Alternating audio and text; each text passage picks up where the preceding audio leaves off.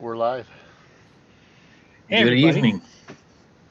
Hey, Brent's Hey, taking lead. I'm going to talk at the What's going on, same Brent? time as Chris. Every time you talk, I'm going to All talk. right, 3, 2, 1, Go ahead. and go. Go ahead. How's it going? How good?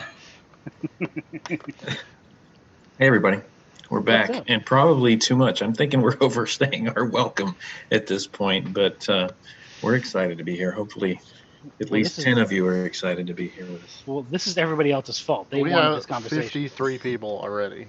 53? Oh, yeah. Oh, well, those 53 people are missing out on something far better. The Scott Shot transmission class.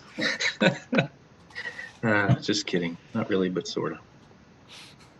Keith Perkins would be here, but he's either pooping or drinking, one of the two. Well, I think he's There he is. doing all There he three. is. Oh, he Hey, changed I had to his change my shirt. shirt. Yeah. He might be doing both. You don't have to. Yeah. You don't have to turn your Yeah, camera that'd off be to change your difficult. shirt. Leave that camera on. Delicious. All right. Do you want to lead us in, because we kind of really screwed this up? Let's start over. No, we didn't screw Are we it. live? It's fine. Yeah. Yes, we Yeah, are. we're live. I'm really glad I didn't. Do what you The thought you were getting ready to Didn't want do. to say something inappropriate like we always do. Oh yeah, no. You didn't want to drop an F-bomb? Speaking of F-bombs. Where's DeFazio, by the way? That's why Is he my joining mute us? button's awesome, because I can just say all I want and nobody can tell. I heard it. No, you didn't. This is a good mute button. Well, Well, we- welcome everybody to our next. Did we start with that? Yeah. Welcome to our Well, I thought diagnostic we- discussion after. I love you, bro. Oh, so we have three special guests. We have Dusty, Dennis, and I think Mike Robinson, since he's we're gonna actually see him. No, we can't see him. Will we see He's him? just two special guests. I think we'll have. We more. have Dusty, who's the master of all things mechanical and Euro, and Dennis, who's the master of all things mechanical and Euro and electrical Euro. So, Yeah, anything Mercedes, you speak to this guy. He will yell at you and talk at you so hard. Mercedes. He will talk at you so hard. I got a little bit of that earlier. Dennis, So. tell us about yourself a little bit. Shut up, Brian.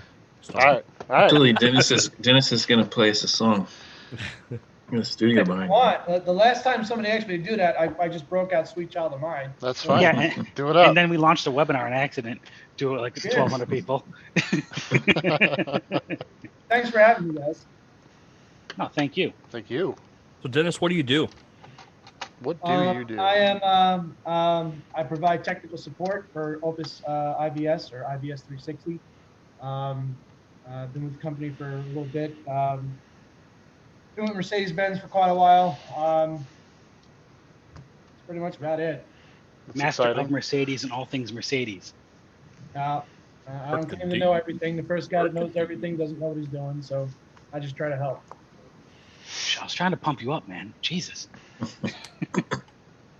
And then we have Dustin. Dusty, unmute yourself. Say hi to the people. I'm hoping that he has the grandma cigarette ash the whole time. Yeah, can you do that? Can you get the 6 long ash? Can you smoke? Can you get a Capri? Well, he's probably smoking a Virginia Slim 120 or something. Yeah. Oh, what's up, fellas? What's going on? But I just try to stick with Audi and Volkswagen and Porsche, and that's about it. But we're all here, and y'all got some good case studies to throw at everybody, and guess we'll get this down. And we're gonna do a little right to repair, and start pissing people off in the interwebs about that. I love it. I don't know. Yeah, I mean, that's kind of where we left off. And I think Keith had somebody in mind, and I think that would have been a lot of fun as well. But unfortunately, that didn't happen. But fortunately for us, Chris has invited Dennis on, and we look forward to hearing his perspective. Apparently, I guess you were pretty involved with the first round, right? Yeah, so myself and actually Mike Lavandera, who's also a tech for IVS 360, we went, we were there in Massachusetts for like a run of who is compliant and who is not. and it was I forget the name of the shop of where we were. A guy was very, very nice who played host to us. He's actually one of our clients too. If I remember it, I'll shout it out. But it's quite disturbing because I thought like Mercedes-Benz like wasn't like on the Not playing ball. right, and man, I saw like Hyundai and Kia, and I about passed out. I could. It was like nothing, and there was a couple more that really weren't compliant. Wasn't another one Subaru? That was another one, and Subaru like because they had a lot of their flashes and stuff like that on a disc, so you could put it on, and They still have it that way. So it's so weird that you have this stuff, and and everybody starts getting angry at like Mercedes-Benz, and they get angry at enter manufacturer here, and I don't know if I'm that angry at them. I don't agree with what's going on, but I feel like if you wanted to sell your product here, we should have done a really, really good job of saying, well, then release everything, or tell your story walking. But I know that there's a lot more into it, and there's a lot more going on than that I could really even fathom at that point. But it's very, very, like, you get to the passenger cars, and then you get to heavy duty vehicles, and you get to heavy duty vehicles that are altered, and then where do commercial vehicles lie? Because it technically I've read through a lot of it, and I don't see something that speaks clear enough to it for me. Like, is it for a passenger car? Is it just under the gross vehicle weight? Is that all that we have? And some of the access kind of reflects that, at least for Mercedes-Benz, at least from what I see from Mercedes-Benz. Sometimes it's okay, sometimes it's not, and then you have powertrain. Well, what's a powertrain module? And we were talking about it a little earlier. Engine and transmission. Well, what about if I have to shift the transmission? You get these cars that have an ISM, right? It's the guy on the side of the transmission, and he's going to move it. So it's a theft relevant part. You need an LSID to purchase it, and then you need to program them now. They don't require SC encoding, but you do need to program them and then teach them in. But they don't offer it on some of the earlier DOS cars. Same thing with FSCU, fuel system control unit. As far as I'm concerned, it's powertrain. And sometimes I'm so used to what's being offered from them from powertrain that when you explain to somebody when it's powertrain and you tell, well, an FSCU is not powertrain, and they get right at you, and rightfully so. Well, yes, it is. And like, well, I get it. I understand it's powertrain, but it's not offered from Mercedes-Benz for J25. Well, is the terminology powertrain or emissions? Right. I think it comes down to emissions, at least for that aspect of it. But I don't know, maybe we should take the opportunity real quick, and I don't mean to cut you off. I know you're on a roll, but I think to some degree we make assumptions that everybody knows what we're talking about, right? So for some of you that may not know, right to repair, that started years back, right? I mean, I don't know how long back. And when you're saying that you were involved with something, I guess apparently it must have been in Massachusetts, was that after legislation was over for the first go around, and you were just trying to see who was actually compliant after the law passed, right? Yes. This was about 3.5 years ago, I have to say, around there. Oh, okay. So it was well after the 2012, 2013. So that's something to... It was an eye-opening event after the fact, and seeing how many people aren't listening, and it's like, wow. Yes. Sorry, I wasn't trying to say I was there from ground zero. No way. No, I don't think you were. I just was wanting to make sure that I understood for sure. But that's an interesting point. I think for most of us, like I was saying last week, this kind of started because of the current situation, right? We're kind of at what I don't think it's officially called 2.0, but that's what I call it, is Right to Repair 2.0, which is obviously spearheaded in Massachusetts. So it's state laws that legislative initiative, ballot initiative, whatever they want to call it, I don't know. So it's being voted on November 3rd, but this one is more about data security and cybersecurity and data access.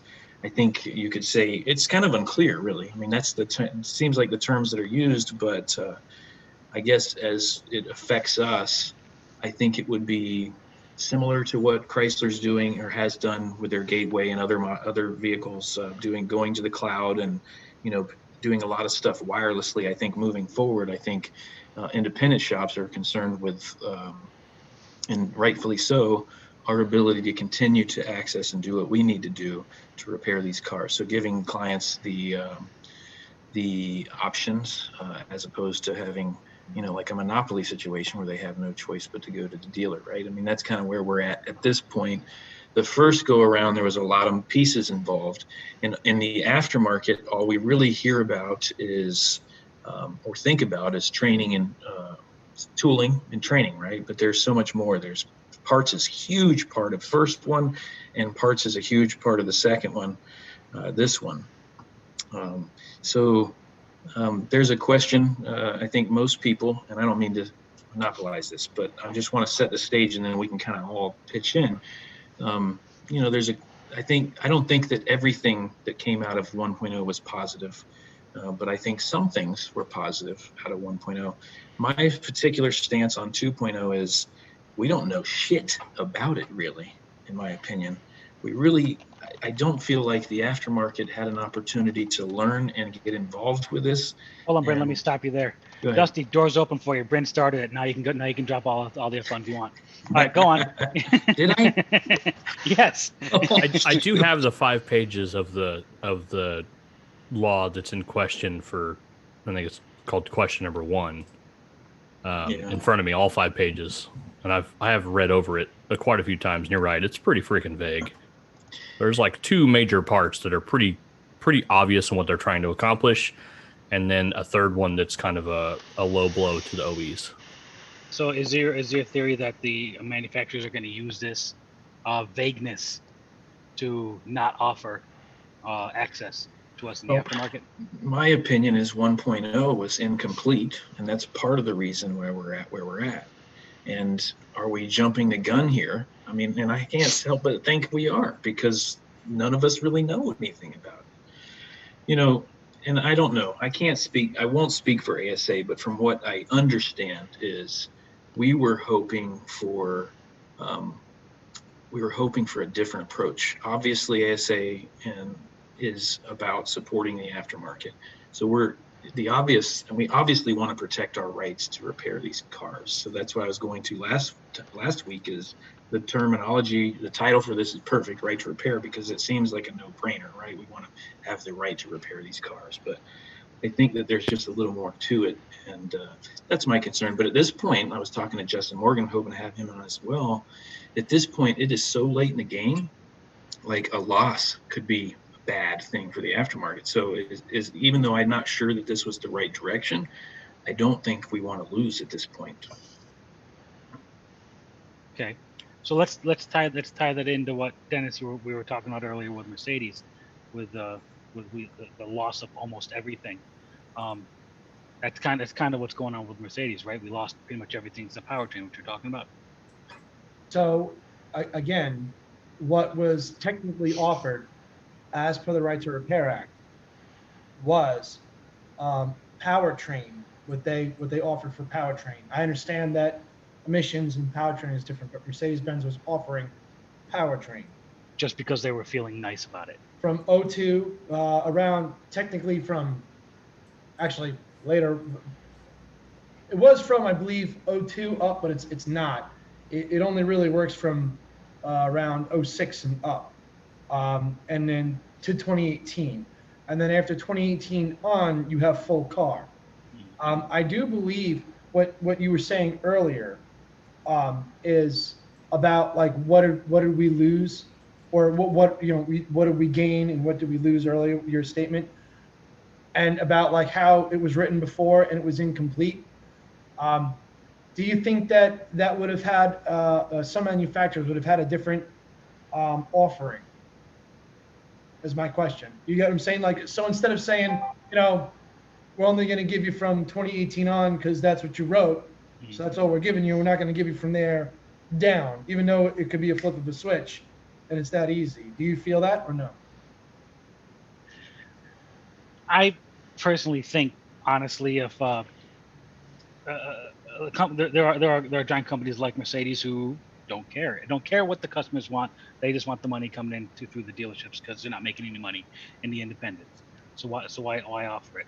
So your point was that people are like, you have a great way of thinking of presenting it. It's not that we lost anything. It's just that there was extra things offered that they didn't have to for the just for the kindness of their soul, or whatever you want to call it. And now they're following the letter of the law for whatever reason, because fuck you, that's why. Basically. Again, I'm trying to be as clear to it as it is, because I don't want to, and this is great being here, I appreciate it, but I don't want to start talking about something, whether it's I feel about it. I need to make sure that what I'm referring to, or what I'm referring to as far as our access, that it does reflect the letter of the law currently. Mm-hmm. Well, exactly. They're following the letter of the law. What they were giving you up until 2 weeks ago was just out of the kindness of their hearts.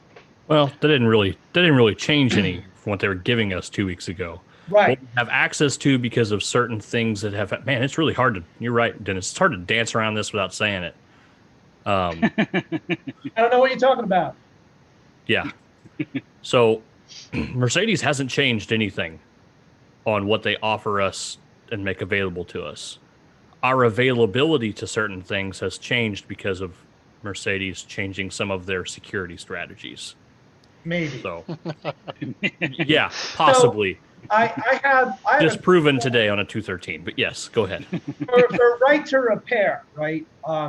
Getting kind of back towards that. I kind of want to talk about information. Do you guys feel like that you have your information right now from the manufacturers, like to access information? God, no. Man, even the stuff you can pay for isn't everything. Correct. It's not everything, but it's usually enough. But again, I don't do nearly as much Euro as Dusty and Dennis and Chris. I don't do as much Euro. I think that's where it falls. I think the conversation with regard to data or service information or access to information that we need to fix cars, I think falls heavily on European. I think in the Asian and domestic side, unless you're working on a 2020, I think we're pretty decent. It still sucks in a lot of ways, but I don't, my experience is when I do buy OE service information because I feel like I'm missing something, I go in and it's the same scenario. It's still you find out you're not actually missing anything. It's just right. not there. Well, I found, I thought, because speaking on Volkswagen Audi, because that's what they put me on. I thought, Erwin, that's the bee's knees. That's what it is. Nope. Until I stumbled on a dealer logon. Yeah. And it's insane. Structured like an aftermarket. It makes sense. Service information provider. Yeah, it's structured table of contents, and it's not what we're led to believe, that you have to have the OE tool because everything's just a guided tool function. There's actually literature. Yeah, so everything is available in the aftermarket, but you have to go to school to learn how to find it because it's not there. And if you're using it the way it was built to be used, it makes a lot of sense. And that was the first time I saw a Mercedes diagram. Those make total sense in their native format. All these aftermarket versions, that's like Toyota. Stupid. I hear a lot of people gripe that Toyota diagrams are terrible. I'm like, if you use the interactive OE ones, it makes sense why that device isn't listed, because you're not looking at that circuit right now. If you look at X circuit, you can see everything about that circuit and you can break it into pieces. They're like, oh, but in this diagram, it doesn't even show this as the PCM. I'm like, that's a diagram for the cooling fan. It just tells you it's pin 36. Like if you were able to click that, like you would on the actual native interactive diagram, it would have everything you're wanting. But is that intentional? I mean, is it intentional or is it just no? It can't be because this instance I ran into was like somebody was looking at all data, and I was like, all data doesn't allow you to do an interactive style diagram that Toyota has factory. So if you go to Toyota service info and click it, you can click this circuit and it will expand and show you the whole circuit. All data doesn't support that, so they're doing their best to give you a picture, but the picture they took of this circuit isn't the only picture of this circuit. There's another picture of the circuit with everything else that's unidentified, identified, but it shows too many other things. So then it's a ginormous diagram. So if you were to use it in like the OE setup and Toyota's setup, so it's just a limitation of an aftermarket service information. I think that's a good point, and it's the same on the Euro side. As Chris was saying, that you do have documentation and stuff on the OE service information side, but from what I've understood, is a lot of the service information isn't there for a lot of the Europeans because it's built in guided tests and stuff in the scan tool. But that's how they get around it. Is that they say that their offering is inside their SDS or Exentry. Forgive me if I say SDS, I'm just used to calling it that. But if you go to their information on StarTech Info, and if you were to go to the diagnosis and then step through OBD and then pick your engine or application, you can get through like a couple of things and it may tell you, hey, check pin to check here or check this to check that. But you'll run into a bunch of them that say connection with ECU is required. And I guess that's how they kind of navigate through that gray area of needing a factory tool. The problem is that a factory tool is now $3,000. You're going to break the bank for it. And the other problem for that too is that they keep on saying that they're going to extend certain machines. The latest one for the third one that they said that they were going to extend this year in December. It's going to be pretty much end of life as far as updates go. And Kit 4 is what's supposed to be the next latest and greatest things, but I don't know what it's going to do. I can't tell you what it's supposed to have. Only Mercedes-Benz knows what they're going to put on that. So I couldn't even really comment on it as much as I would love to, because there's a lot of guys, especially with the recent development, that are looking for the answer. Because it's not like you can just order up this tool. It's a couple of months on a waiting list, for crying out loud. It's usually about three plus months to get. You have to put yourself on the waiting list right now for Kit 10. Yeah, exactly. Well, and some of them, like, this is going to be news to everyone on here probably, but I spoke to GM yesterday, and SPS as we know it's going away. You have to switch to TechLine, but TechLine doesn't have a short-term subscription currently available. And when I spoke to them, first of all, the guy said, no, SPS isn't going away. I haven't heard anything about that. And I said, well, there's a message on TechLine right now. It says that SPS is going away, and that they're as of right now, they've already stopped adding new stuff to it. So if you're using SPS for programming GMs, you may not be getting the latest software to install. I had to call because they didn't have software for a 2015 Tahoe. The E4398 message I got said, there's no programming data available. So I had to call, and they're like, oh yeah, that one didn't get moved over because everything's on TechLine now. And they literally had to build a file real quick and add it on there because they just weren't going to add it on for that VIN. That VIN just was not going to be supported in SPS anymore. So until the end of the year when it's over, I don't know what they're going to do. I can't tell it. I have lots of people asking, well, if that's the case, is SPS, they're going to have a short-term version of TechLine? I don't know. They're supposed to, but is the message that we've seen, is that for dealer franchises? I mean, I know even if it is, it basically means the aftermarket's going to be affected the same way eventually, but I thought the message we saw was for dealer franchises, no? No, it's SPS, like the actual, because I asked him to clarify. Well, so, I mean SPS, but SPS access for, like he was saying, in your service department. No, it's the per VIN basis, the $40 per VIN. SPS altogether is going away because TechLine Connect is totally different. Mm-hmm. It doesn't look the same. It's a different software that's installed. And TechLine Connect is only available yearly right now for $3,800. It does include GDS2 and Tech to Win subscriptions. So, because I actually had to, no, it's not bad at all. It's not for someone like me who does 500 to 700 GM flashes a year between three vans. That's a deal because it was compared to the $6,000. Yeah. Yeah, compared to the $40 per VIN now, you're doing good. You're doing good. Yeah. So that's fine. But the problem with that was I actually couldn't get a hold of GM for 3 days trying to get this data added. I had to file an SIR. I got an email back from NASTIF 16 minutes after the email that said that, hey, I got in touch with someone, they're in contact with you. I got a phone call. So it was 3 days of leaving messages and calling. I called 21 times in 3 days, an average of 7 times a day, left 3 messages per day before I filed an SIR. Filed SIR, less than an hour later, got an email saying, so within an hour total time, got a phone call back of filing an SIR. So NASTA, bailed me out on that one. But that's at that point I was able to ask some questions because they were kind of, I think, on the defense on that one when they called me back. He was like, sorry it took so long, well, gave me a bunch of excuses and was overly nice. So he ran and got information, came back, gave me information about the SPS. So I just hit him up for everything I could while I was there. I was like, hey, is it going away? Is there going to be short-term for tech line? What's the deal? So it's one of those situations where that alone can be kind of a problem. Are we going to start seeing more of these manufacturers, quote unquote, break the rules for right to repair, the original 2013 right to repair? I think I think you're right. What's weird is that as of Thursday, like around 2:00 we lost access to CV Tech Info.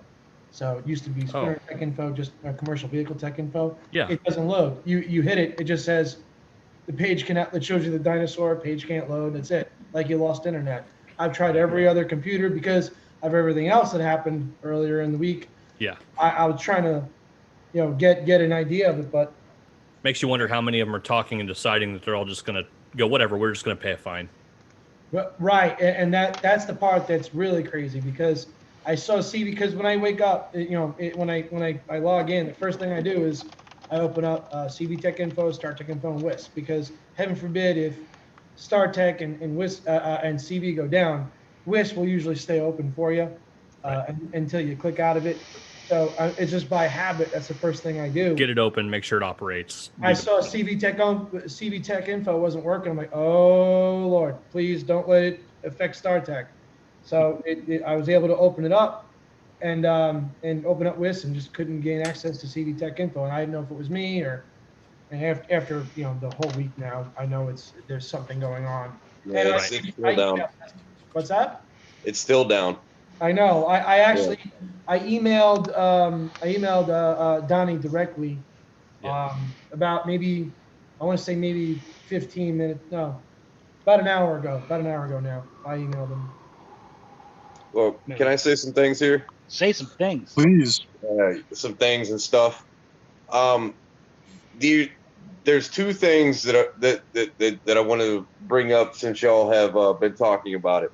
We do have the ability to get aftermarket info with Mercedes, BMW, and Audi, all with guided test plans and everything. With Mercedes and Audi, at least, I mean, you got to buy your tech info on top of your guided test plan. So like you would still need Start Tech Info. You would still need Wiz. You would still need Elsa Pro.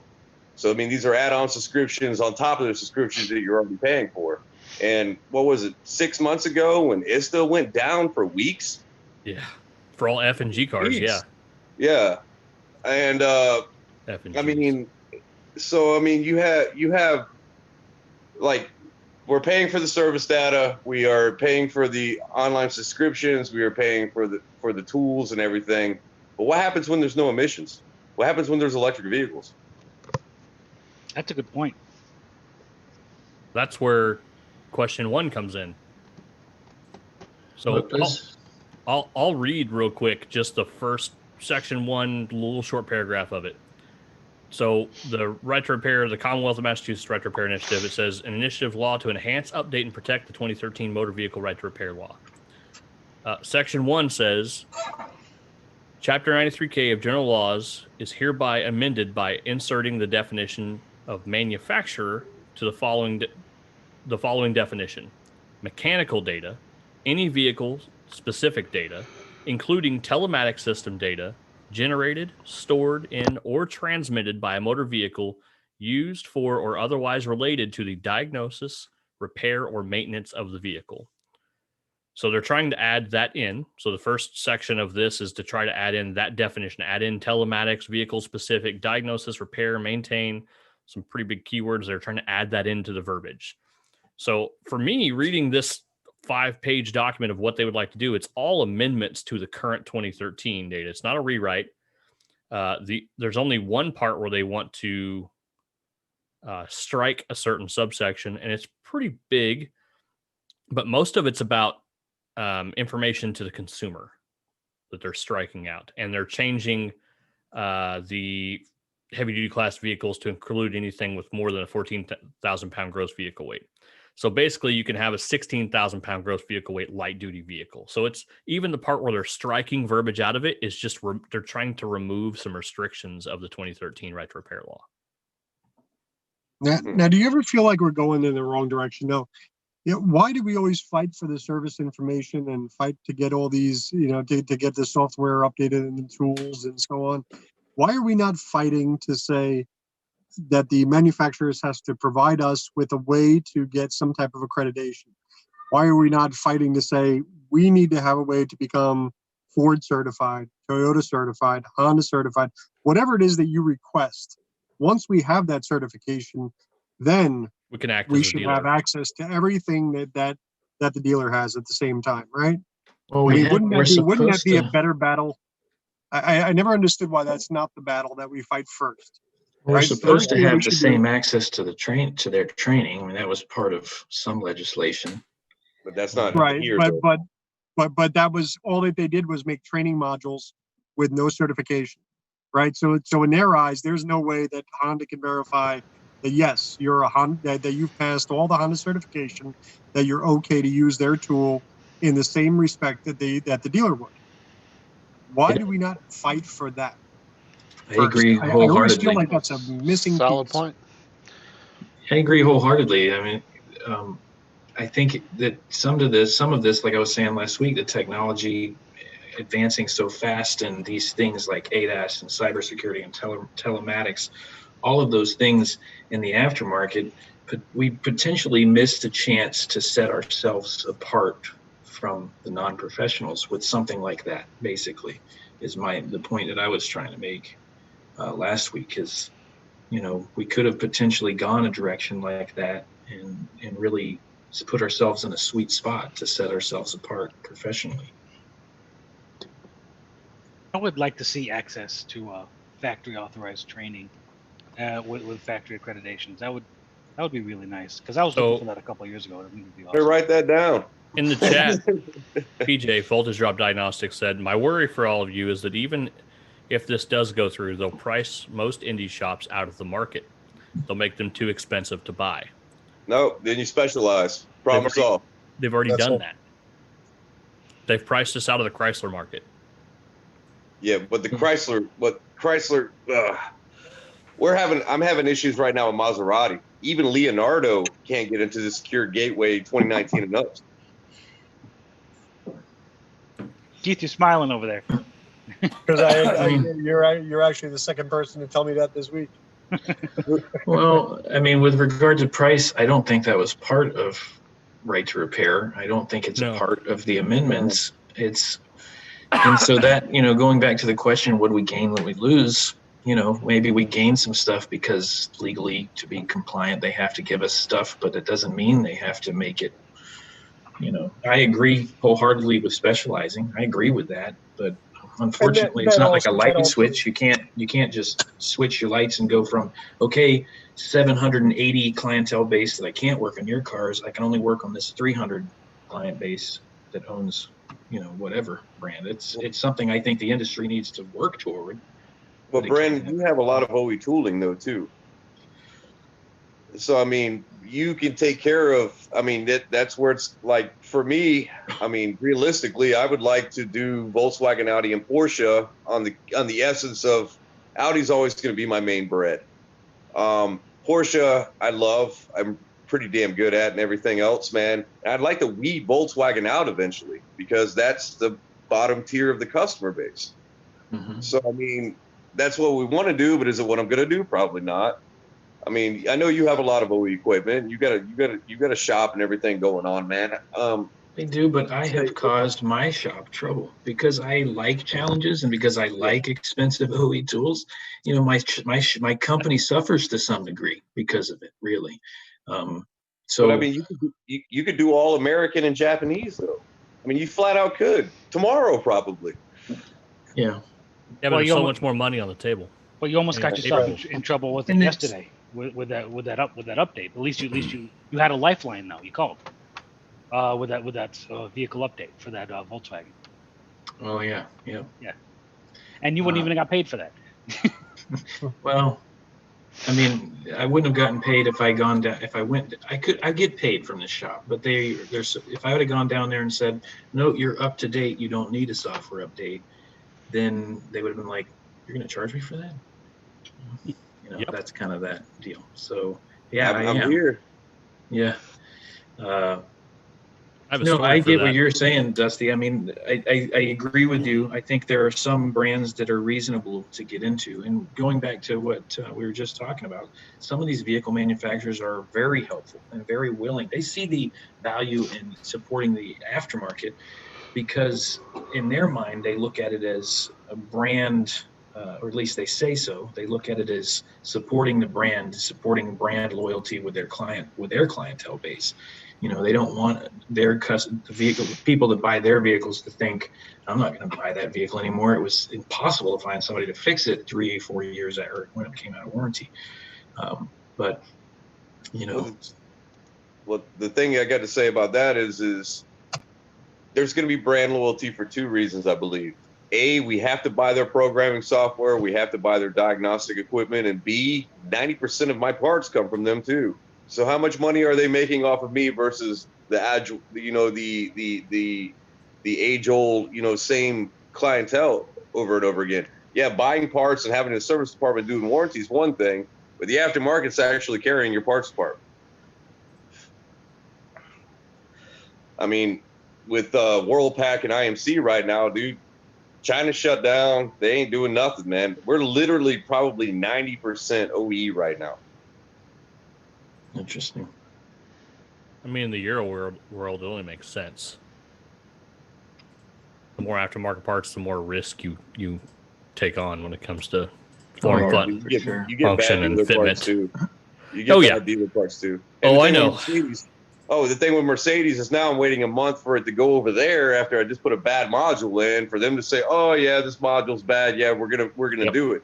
Like I can't go to the parts department and be like, hey, look, I need another module. They're like, no, we need the whole car. Well, you want to And talk that's about bad Mercedes deal? You want to talk about bad dealer parts? So you want to talk about V10 intake manifolds, bad out of the box, about 4 or Did 5 you have deep, one? all the time. Yeah, The diesel ones? No, the gas ones. The V10 intake manifolds, they leak right out of the box. Oh man. Right from the dealer. Right from Germany. And those are all special order. Oh man. I haven't had a whole lot of problems out of the V10s. I mean, Well, then you're lucky. mostly AC compressor, snap shafts breaking, some oil leaks. I've never even done a set of chains on one yet. I mean, the V10s seem to be pretty solid. Keith, any good chat going on other than PJ's good point? Just looking. There's a lot of stuff going on over here. I can't even keep up with it. Yeah. Apparently, this is a really hot subject. Lucas had some really good points. What's Good. Lucas is in there. I was thinking of him. I asked him to come tonight. He said he was going to bed early. He's a liar.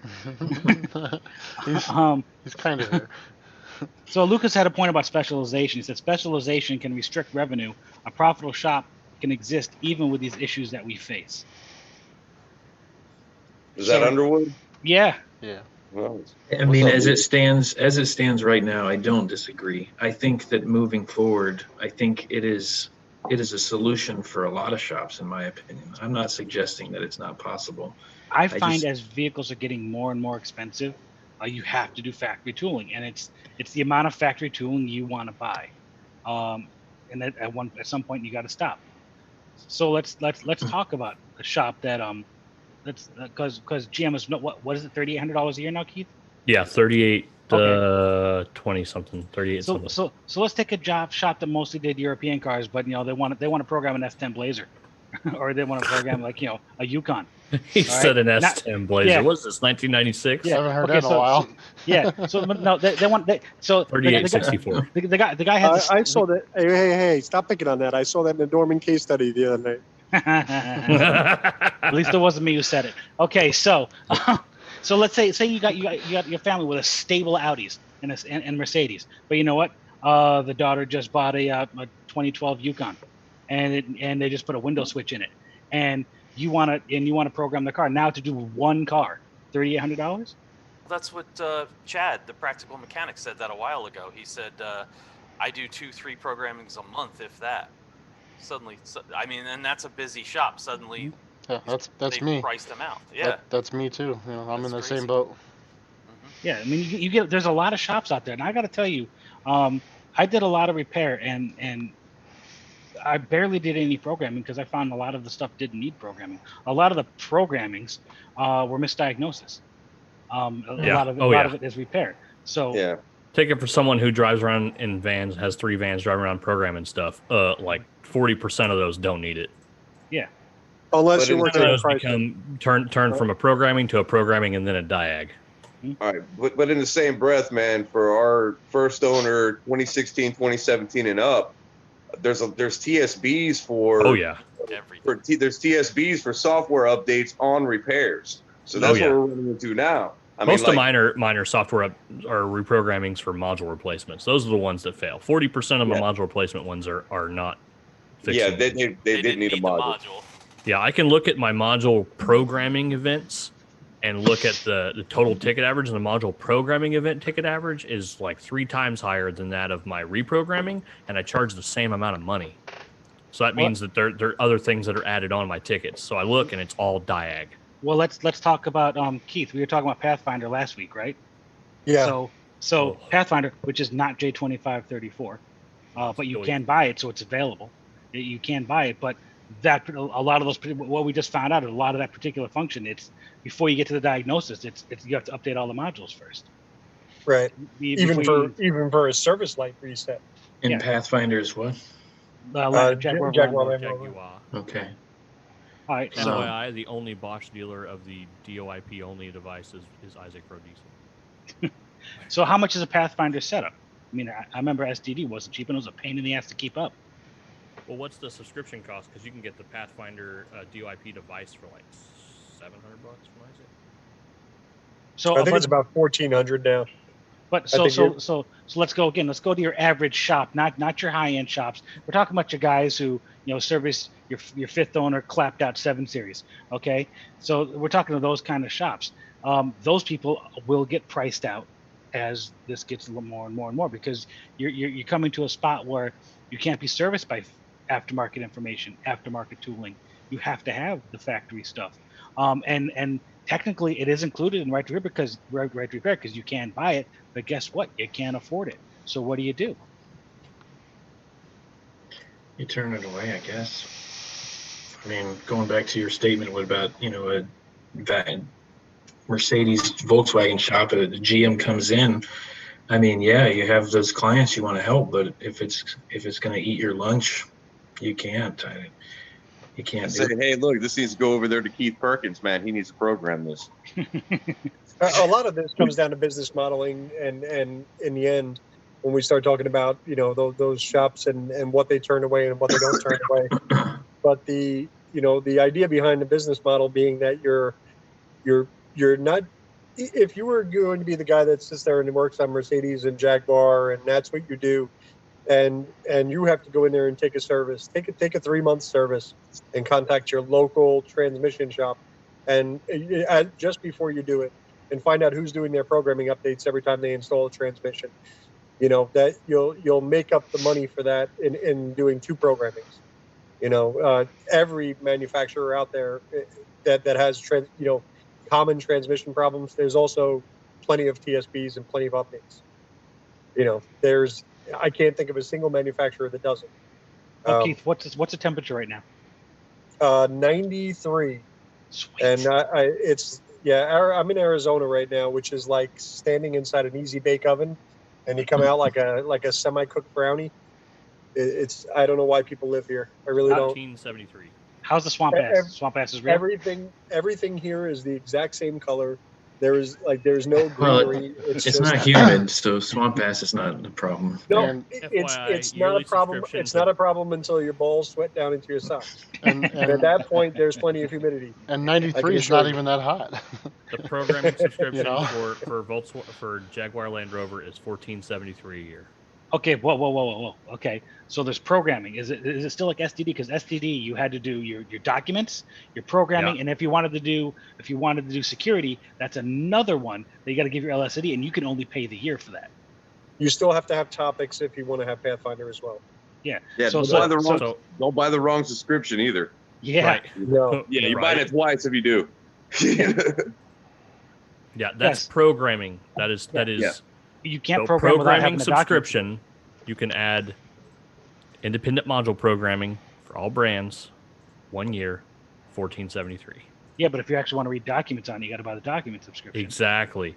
Document subscriptions totally separate. And if you want to do anything with Immobilizer, which is almost anything, you got to buy the Immobilizer subscription. But that's, Well- that's the same as Volkswagen though, or No, VAG. you got to that's one fee. Well, now Jaguar is a lot like VAG now because once you add your trust center as NASTIF and you set that up, all your subs you can buy short term or long term, and they have your trust center attached, so you can do it.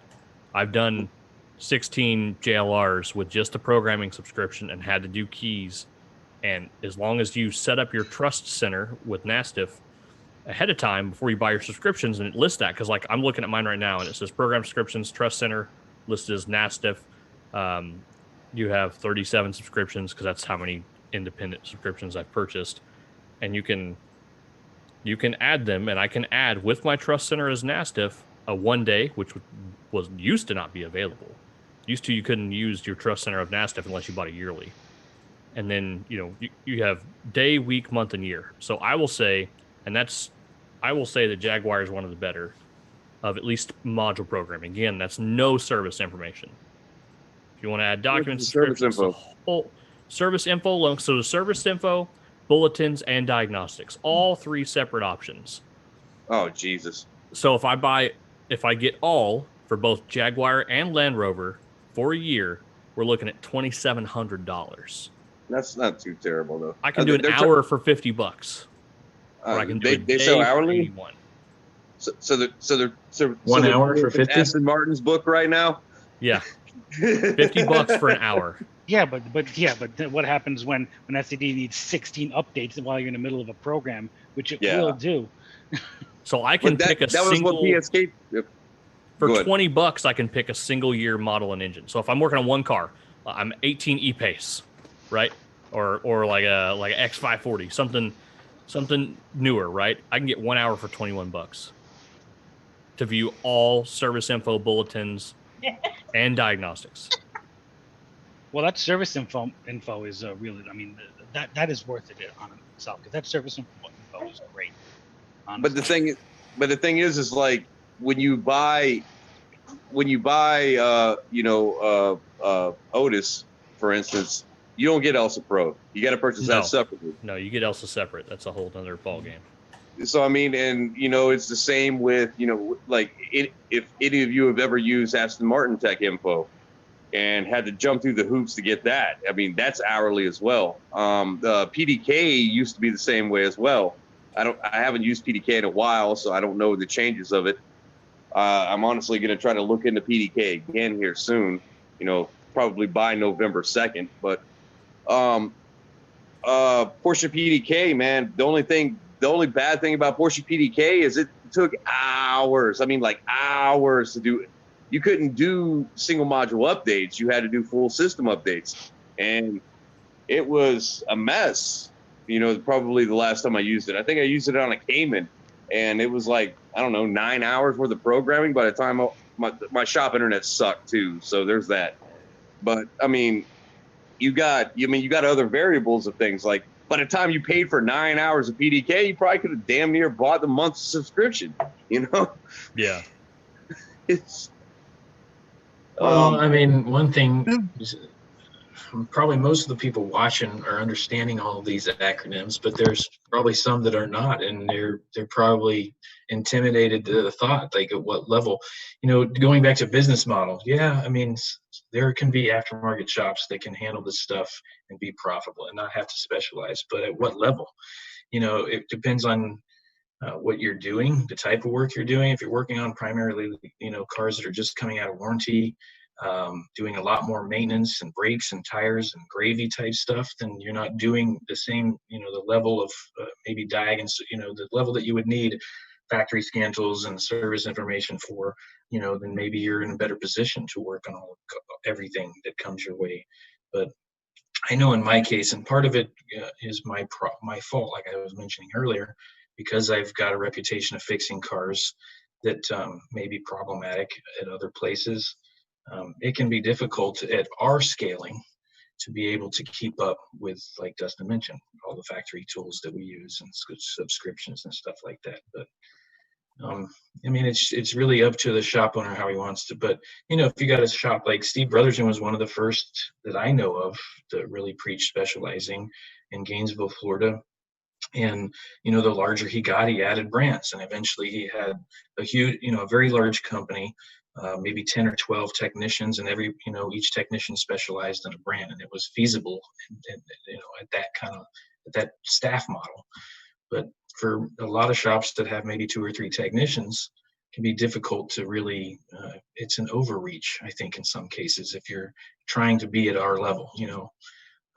Get as deep and be as accurate and confident in what you're diagnosing. But so what would you suggest to be an answer? Like, what would be an answer to this? The other part of it too is, specializing is part of a solution. It's not everybody's solution. We look at the industry and the lack of technical ability.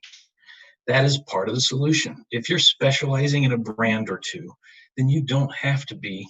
I mean, not that we're going to give up on trying to raise the professionalism and this technical ability and all of that. We're still working on that. But one solution to fix that is for aftermarket shops to narrow their focus, not try to be everybody's everything. Okay, let me throw this out there, because we have Lucas out there, and I want to throw this in, but I think you'll probably see where I'm going with it immediately. If we took a fully loaded, let's say 3 Series BMW, or even an X1, fully loaded X1 BMW, what do you think it goes for right now out there in market? About 80 grand? Brand new or new? About 80 grand? An X1? I'd probably 60? Say 50 at best. Yeah, 60, 50, yeah. Okay, so that sounds pretty cheap. How much is a brand new Yukon Denali? 80. 60. So, but we charge for a GM like it's something that's lesser than what that BMW is, right? But the thing is that GM is literally 10-year-old BMW technology, though. Well, that's the other thing, yeah. So, like, if you work on the Euro cars, you're doing stuff now that the American manufacturers will be doing 10, 15 years from now. I think in some cases the gap is being bridged. I think traditionally that has always been the case, but I think if we look at brand new platforms, I think the gap's being bridged more. It's not the same. I agree, it's not the same level. But technology-wise, I think, would you guys not agree the gap's being bridged technology-wise? Yeah. My point being though, that when you see European specialty shop, someone that's already specialized, they tend to be able to raise their prices a little bit more, don't they? They do, and that's a perfect point. And so we all need to raise our prices.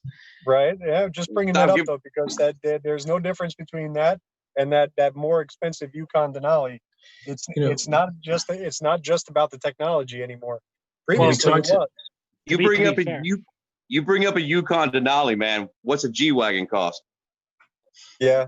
Well, that's a whole different ballgame, though, right? Well, also, to be fair, the service information, the ability to buy a service information and program, I would say for BMW is cheaper than GM. Yeah, you can do an unlimited amount of BMWs for $30 for a day.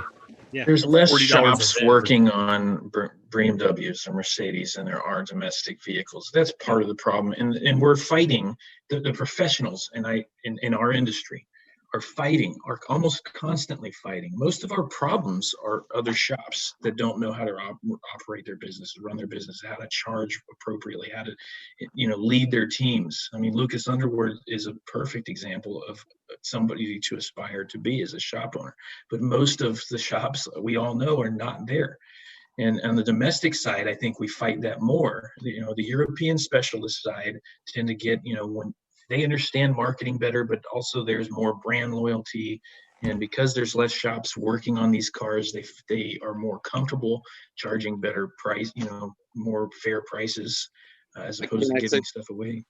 And a lot of that has to do because they feel like they've gotten a specialist that only works on their type of car. So that specializing in certain brands, although it may seem that you're going to, cut down the amount of clientele you have, if you adjust your prices accordingly and do what everyone else has already done, and you really do specialize in it, there's a couple of things that will happen. One is when that brand new, I'll use, I don't care, we'll go to a Cadillac XTS, something like that, right? There is more technology there, and a lot of it is European based. When you have that vehicle in front of you, it becomes almost second nature, just like it does in the dealership, right? We start to know some of the common failures. We start to know easy access points for testing. That doesn't always mean that we're just going to start throwing parts at it because we know more about the car. But it levels the playing field, basically. It levels the playing field, right? And when we do that, though, we can begin to start charging a little bit more because we become that specialist. And that's that's where our shop is now. Like we're all makes, all models, but we're starting to market toward what we know that we're going to need to be profitable, a more profitable company. Because my goal is my shop, I don't really care about business. It doesn't, it pretty much repulses me. Business repulses me. But I'm a shop owner and I love what I do. So as I'm there, my goal for the company really is to be, the best place for our team. They can't go anywhere else and have a better place of working environment, better pay, better benefits, or whatever the case may be. So for me to get there, part of it becomes making a decision. Am I going to, at this point, we're still everybody's everything, but we're at least going to start marketing toward things that we think are going to be better for the company long-term. Well, I think we kind of morphed this conversation, but let's bring it back around. We did, but I'm bringing it back in though. So the reason I mentioned all that again is, so we want to become specialists, and we talk about specializing.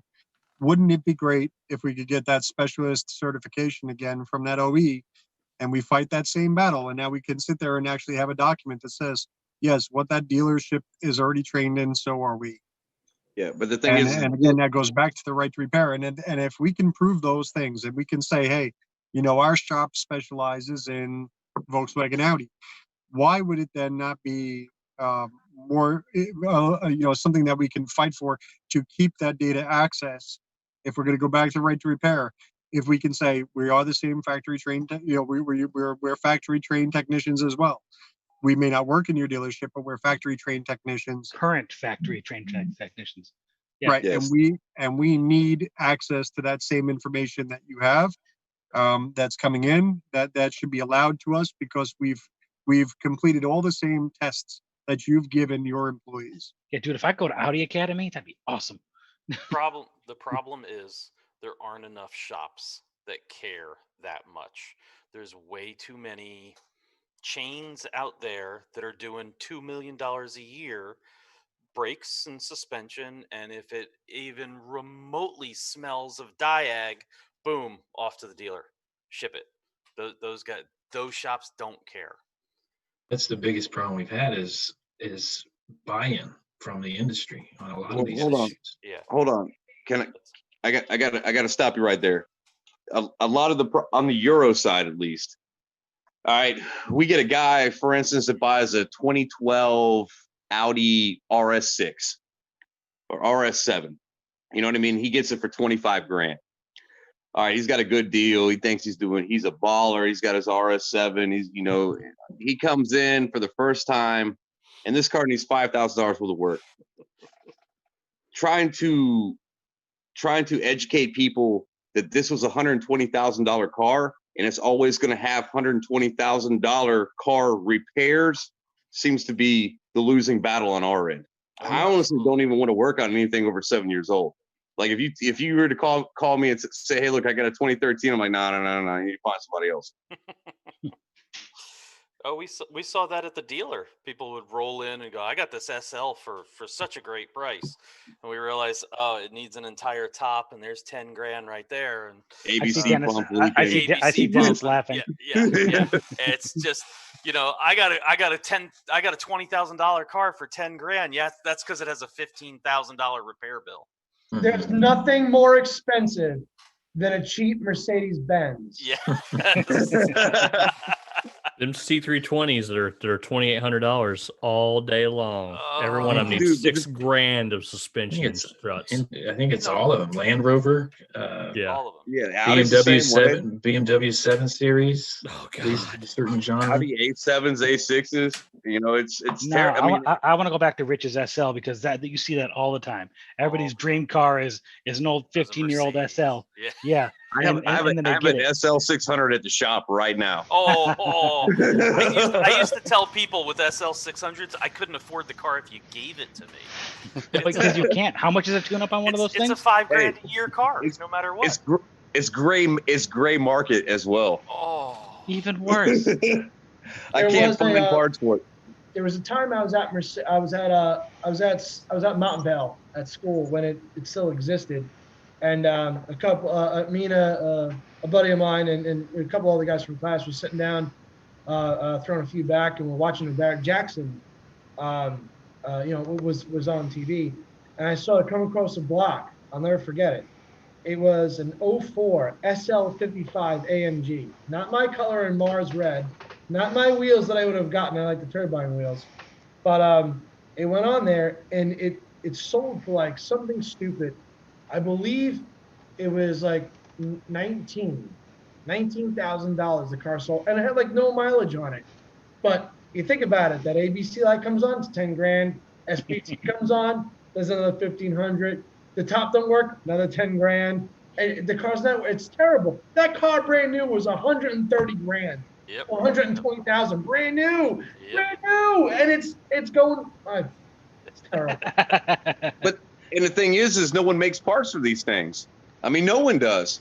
I mean, as soon as Mercedes ran out of them, literally, I had a gray market, 280, a GL 280, which is basically a G wagon. That's a 280 version. It was never in the States. It got imported from South Africa. I had to do some front end work to it. It took 9 months because we had to get parts machined. I had to literally send bad parts out.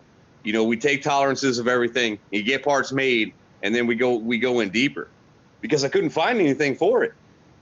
And I got a ABC. Well, I think this is pre-ABC on this car. I can't remember exactly what it was, but it's got like the rods and stuff on the sway bars. It's like active suspension. Oh yeah.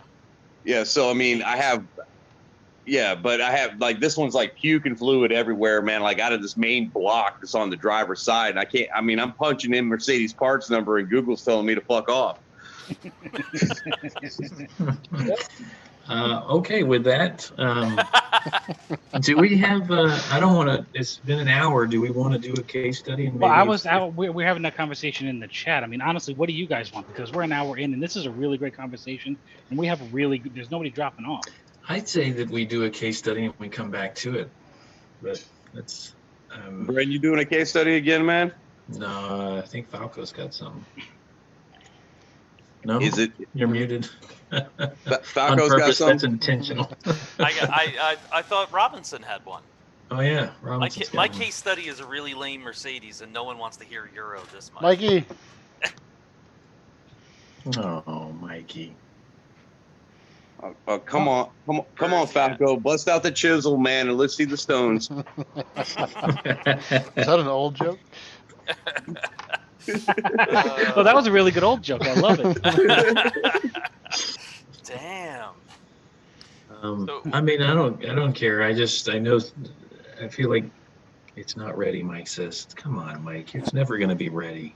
All right. Can I ask Perkins a question? Sure.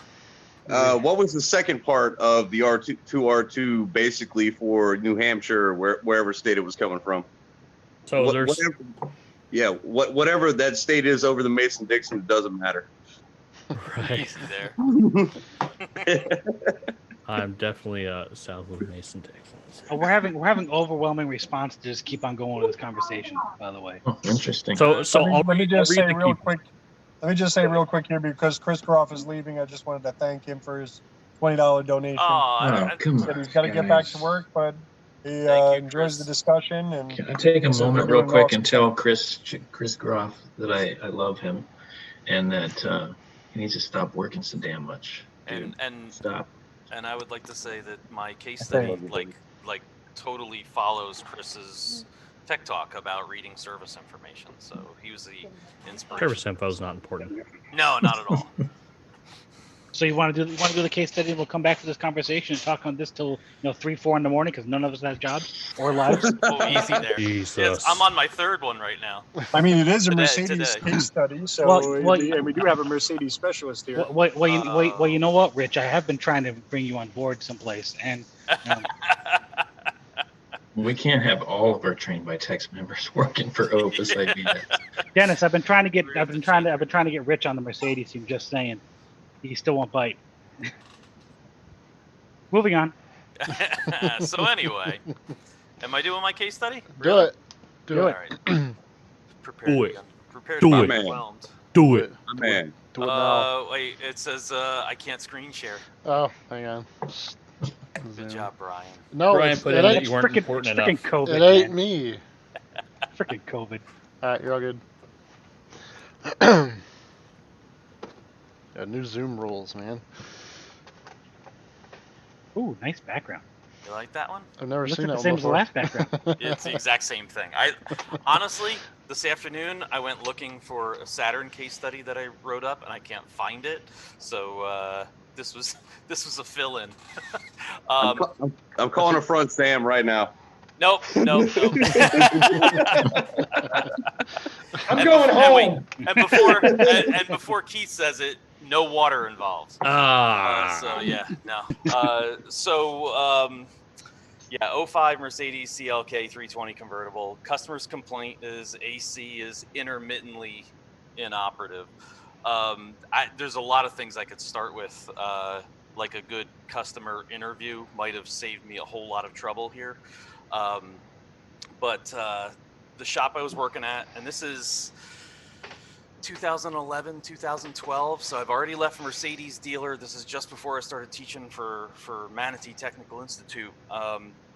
And the service writer loved just paraphrasing. Just I would get repair orders that said check AC. And nothing more than that. Yeah.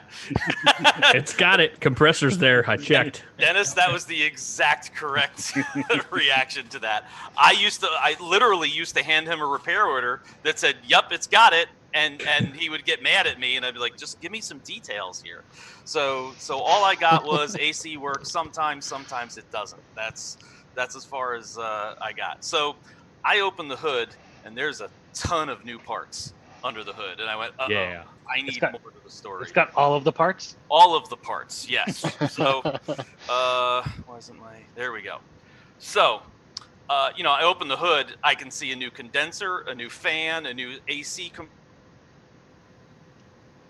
Oh, and What's going on with this thing? Apparently we're the third or fourth shop. Customer emails us copies of repair orders from dealer, a Euro specialty shop, and everything. Well, almost everything has been replaced. So I have nothing to go on. I bring the car in, the air is working just fine. It's blowing ice cold. I can remember from one of my Mercedes classes, one of the guys in Jacksonville saying 1 pound of refrigerant will show normal pressures. So I do what most guys do.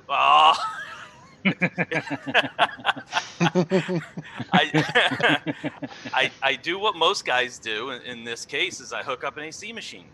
I evac and recharge. The system was full, so honestly, that was a complete and total waste of time. I check for codes. I know I wrote on the screen it says Yeah, no I was gonna codes, say don't say and there's no no one code. believes that. Let's just say no code. Let's Relatable just say code, that. related codes. Yeah, no that's- related, no PCM or HVAC codes that could hamper air conditioning.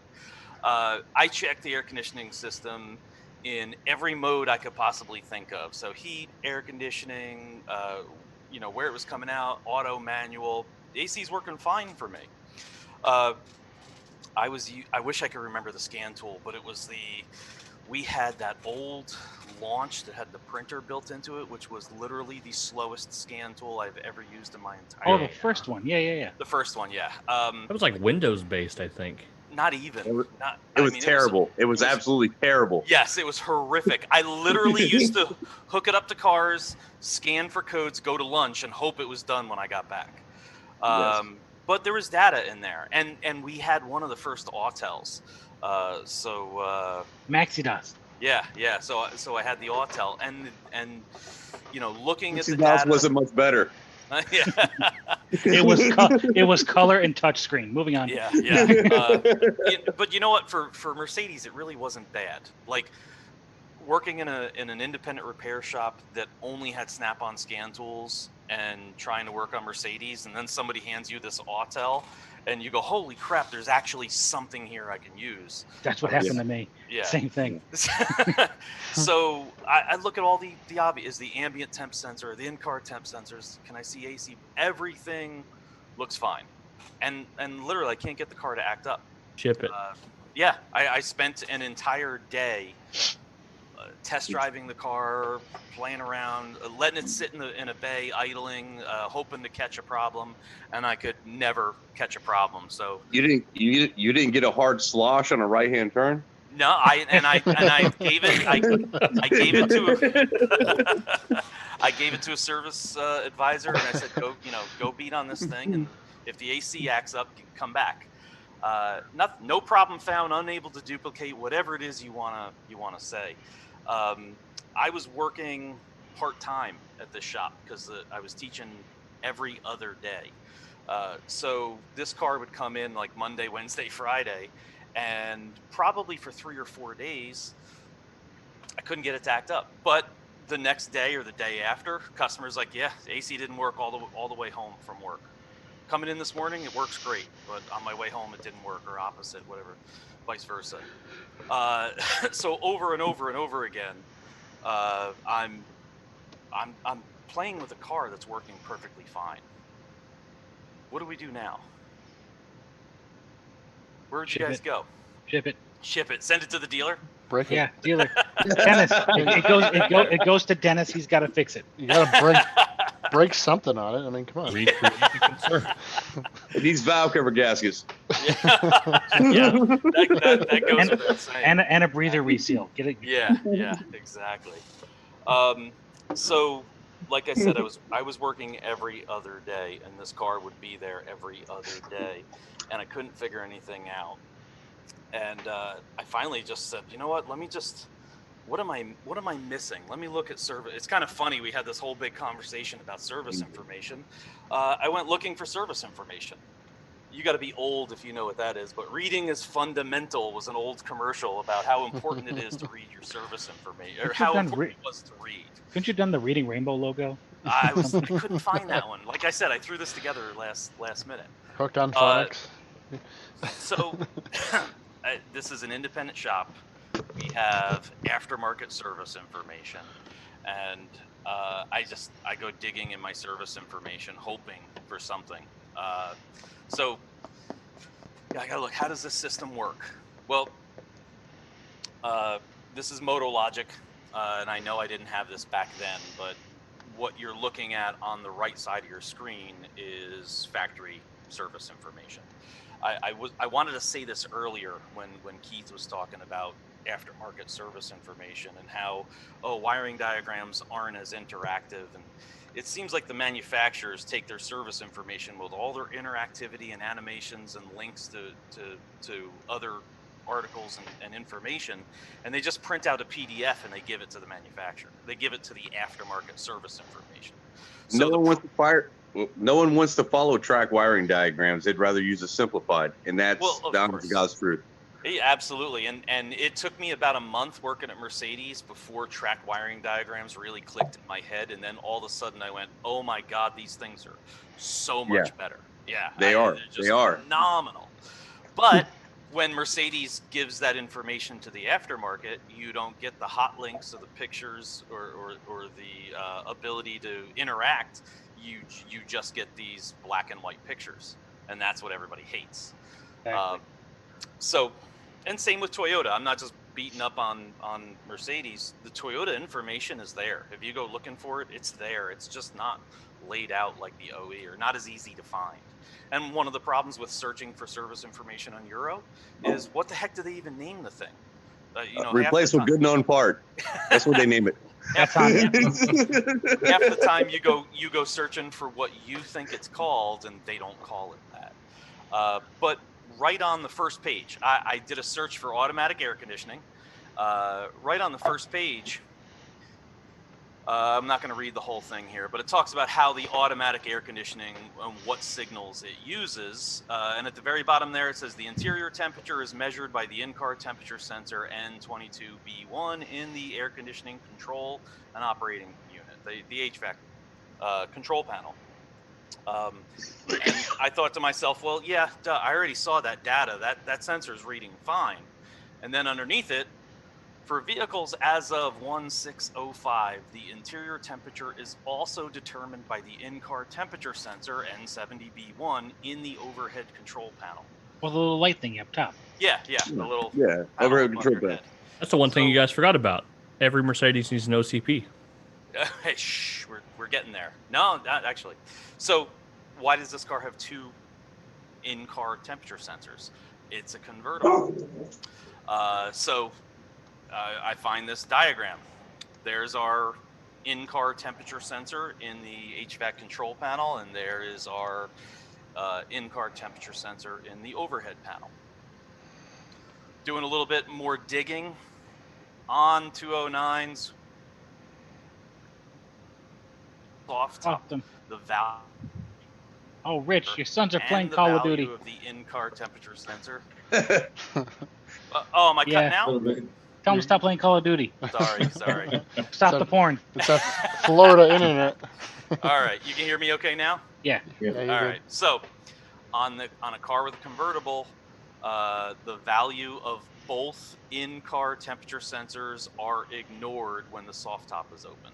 The temperature control is controlled in this case with the aid of a fixed characteristic, a substituted value. And then it says the substituted value in the event of a failure of an in-car temperature sensor should be 24 degrees. So 24 degrees Celsius? is Celsius, yes. Yeah. So 24 degrees Celsius is, what is that, like 75, 80 degrees? Yeah, 70, 80. Somewhere Yeah. around there. I want to speak American. So the substituted value puts the temperature somewhere where the system should work. Digging a little bit further into service information, when driving with the soft top open, the in-car temperature sensor for the control is set to 22 degrees. So this system works on a substituted value when the top is down. It works on those temperature sensors when the top is up. I realize, I thought I tried the climate control in every possible mode, but not once did I put the top down and go cruising around in the car. So I called Because what's the first thing you learn when working on older cars in an aftermarket shop? Don't open sunroofs. Yeah. Don't put the tops down. And if it's a Mercedes, Don't do roll not down touch windows. the back windows. Yes. Yeah, don't roll down windows. Don't move the seat. Exactly. Yes. Or the power steering column too, because you're. Oh no! not unless you get lucky sometimes and hit it with your fist, and it goes back into place. So I've got an idea now that, oh wow, when you put the top down, this system works differently. I call a service advisor. I say, I want to talk to the customer. When he shows up, I need to ask him some questions. And so the next day I'm there, customer drops it off, and I say, last week when the air conditioning didn't work, did you have the top down? And he pauses for a second, and he goes, yeah. As a matter of fact, every single time the air conditioning doesn't work, I've had the top down. That'd be a good thing for a service advisor to ask, wouldn't it? When does this problem happen? So did you Why get a the hell do signed you wa- need AC with the top down? did you get a signed waiver for permission to let that top down? No, I didn't go all the way down because I figured the cables were already broken as it was, because the whole panel on the front was already cracked. But I get the car back in, and now at least I have something to go on. So hook up my scan tool. My in-car temperature PID is 32 degrees. I don't have any of the scan tool captures because there was no way to do it back then. But that's about 90 degrees, which was right for this shop. It was hot, Jake's Automotive.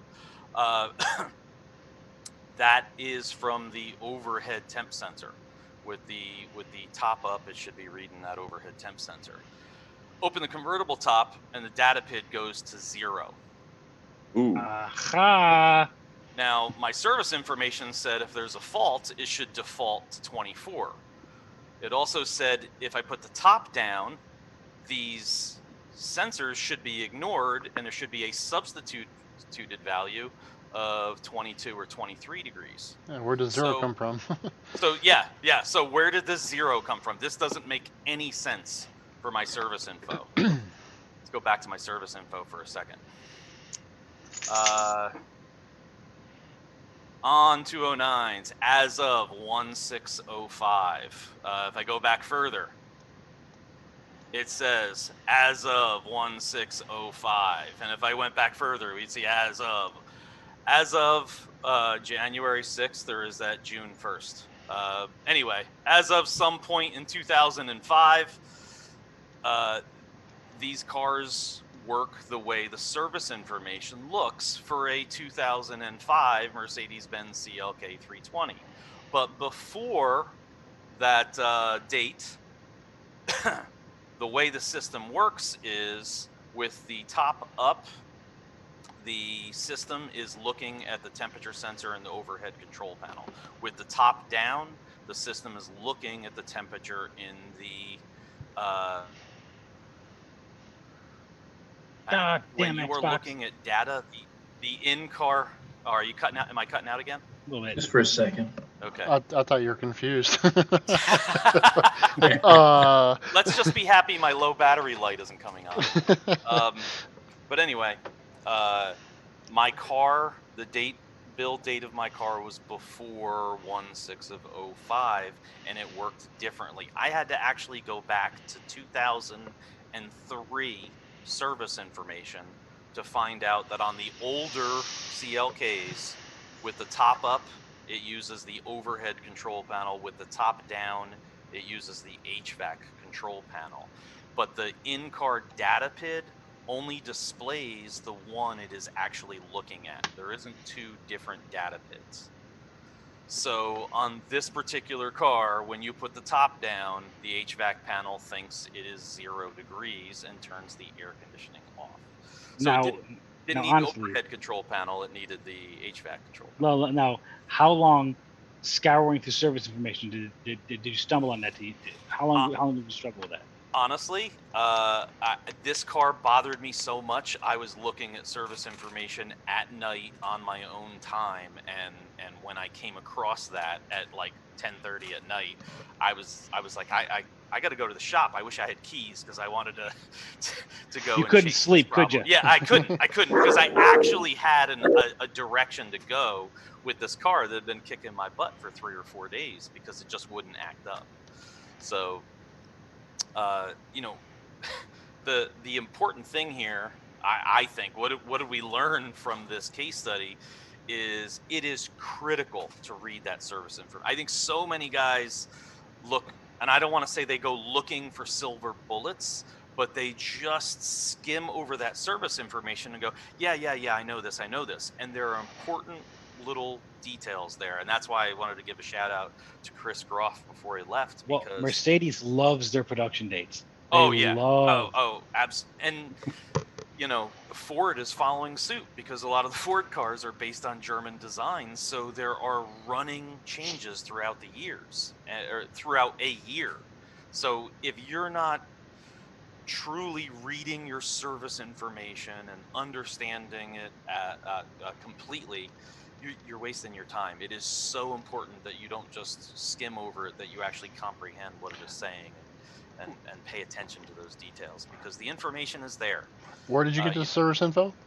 This service info, honestly, I think back when I was working for that shop, we had, I think it was, well, we had all data and we had Identifix. Okay. So I find the Mercedes service information is better in Identifix. It is. And it seems to be a little bit easier to search for. Hold on. We're going to stop you there. Go ahead. At about 2013, it's all submit a request. Yeah. For information? Yes. Identifix has fell off hard since the Solex buyout. Well, yeah. There's some issues there. But we're not going to go there. We're not going to go there. And honestly, I find myself going to MotoLogic more and more. I go to MotoLogic a lot too. They do have a lot of good OE stuff. Not all the Euro stuff, but a lot. Yeah. Well, the only problem with the MotoLogic with us is the repair times. Like, I was looking up a Fiat 500 today and couldn't find a vacuum pump to save my life. All vacuum pumps leak. Yeah. All vacuum pumps leak oil, man. Why can I not find a vacuum pump? And I typed it in like 500 different ways, and then finally moved to a different platform, and then found my 2.4 hours. So I mean, and it's a Fiat. Come on, man. Like literally, this vacuum pump totals it. So.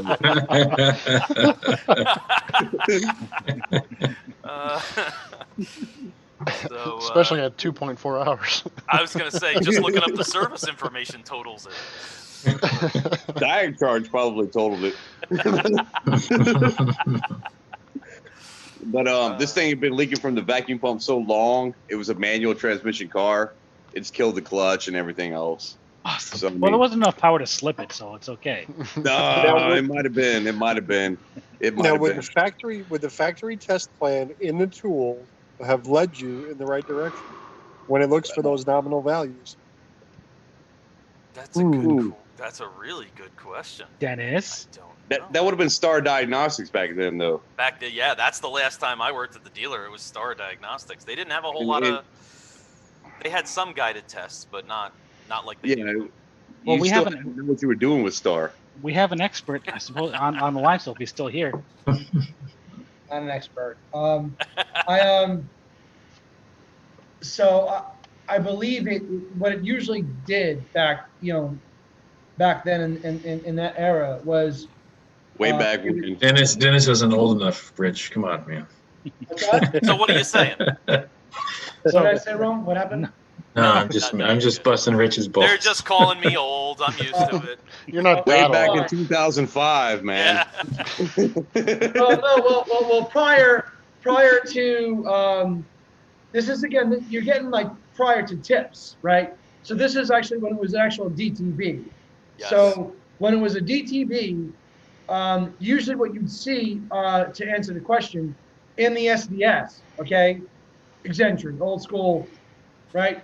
You would see something that would say pay attention to STIP, and it would actually give you the DTB number. So if you got lucky, if your tool was updated when it didn't need to be backdated, okay, because those machines constantly, you had to keep backdating them because the new updates, they just seem to do more harm than any kind of good, especially for like your cream of the crop that was coming in that needed to be serviced at the time. It would actually point you to that DTB, and again, that's where knowing your service information really helped. Not just knowing, even at the dealer level, it helped. What even helped more than that, just knowing your service information, was knowing where to find it more specifically, Rich, knowing your groups. Yes. Yeah. So if I know that I've got an AC problem and I can't put my finger on it, I'm going right to 83. I know where I'm going. Mm-hmm. I'm going to comb through group 83. I'm going to see what I got going on. I was like, oh, convertible top. oh, look, AC, and it'll list Mm-hmm. what I've got kind of going on there. So, Whoa, yes, whoa, whoa. yeah. I gotta stop. I just gotta say something. Y'all had like group data like Audi did and Volkswagen did. I can't answer that question. I have no idea about Audi or Volkswagen. I'm not going to pretend to. What I'm saying though is we have like if I have a timing issue, I go straight to Group 93. 93 is going to tell you everything you know. Five. So I mean, y'all have the same thing for Mercedes. Well, it sounds like it might be similar. If there's a timing problem on a Mercedes-Benz, you're going to go to Group 5. And there's just the PIDs, like 4 or 5 PIDs that are just applicable. Oh, I'm sorry. Hold on. He's talking about service information. No. I'm talking about information. I'm not going to talk about going into a group on the scan tool. I'm talking about going okay. Yeah, but Volkswagen Audi does the same in their service information and with quite a bit of things. They just do it a little bit differently. Yeah, you need Group 104 if you're gonna. Yeah, you need Group 104 if you need timing issues in service info. Yeah. Right. Different. Yeah. So yes, the answer is yes, and yes, I'll show my age. I'm crying out loud. And so yeah, the answer is it usually would be in the SDS, not all the time, and that's where again it's more of the working on those cars and just knowing that after a little while if the AC stops or something like that, the first thing you're going after is temperature sensors, and it's because the water came up to the line and hit the evap 10 cents and then fell back down. And again, it's what you're, it's not just what you were, and again, love going to the classes and love the training, but it was also what you learned on the car. It was that real world kind of product knowledge. There's no substitute for that. So what you're saying, Dennis, even at the dealer level, with all the dealer supply training, the first one kicks your ass, and then you make money on the second one. That's the way it is anywhere else. Anywhere, I don't know. You know what? That's the way it was for me. So I'm not going to say it for absolutely everybody, but for me, the first one you go to school, the second one, you're doing all right. The third one, you're making money. As long as it's not BMW SMG, because I probably lost $7,000 on my very first one. You're still making it up. Hey, I'm still making it up. Because I say no to them. We have a E46. No, I'm good. Now if it's an M5 V10, yeah, bring it in. But you make money on something else. Yeah, I mean, but the thing, I mean, then that's every trade. I mean, probably the first 4 or 5, TSI oil pressure problems that I had, man, I lost my ass. Hell, me and Chris had got together on one that I was losing my butt on as well, man. And I know these engines inside and out. And it happened to be at the very end of the day a check valve underneath the head that neither one of us knew about.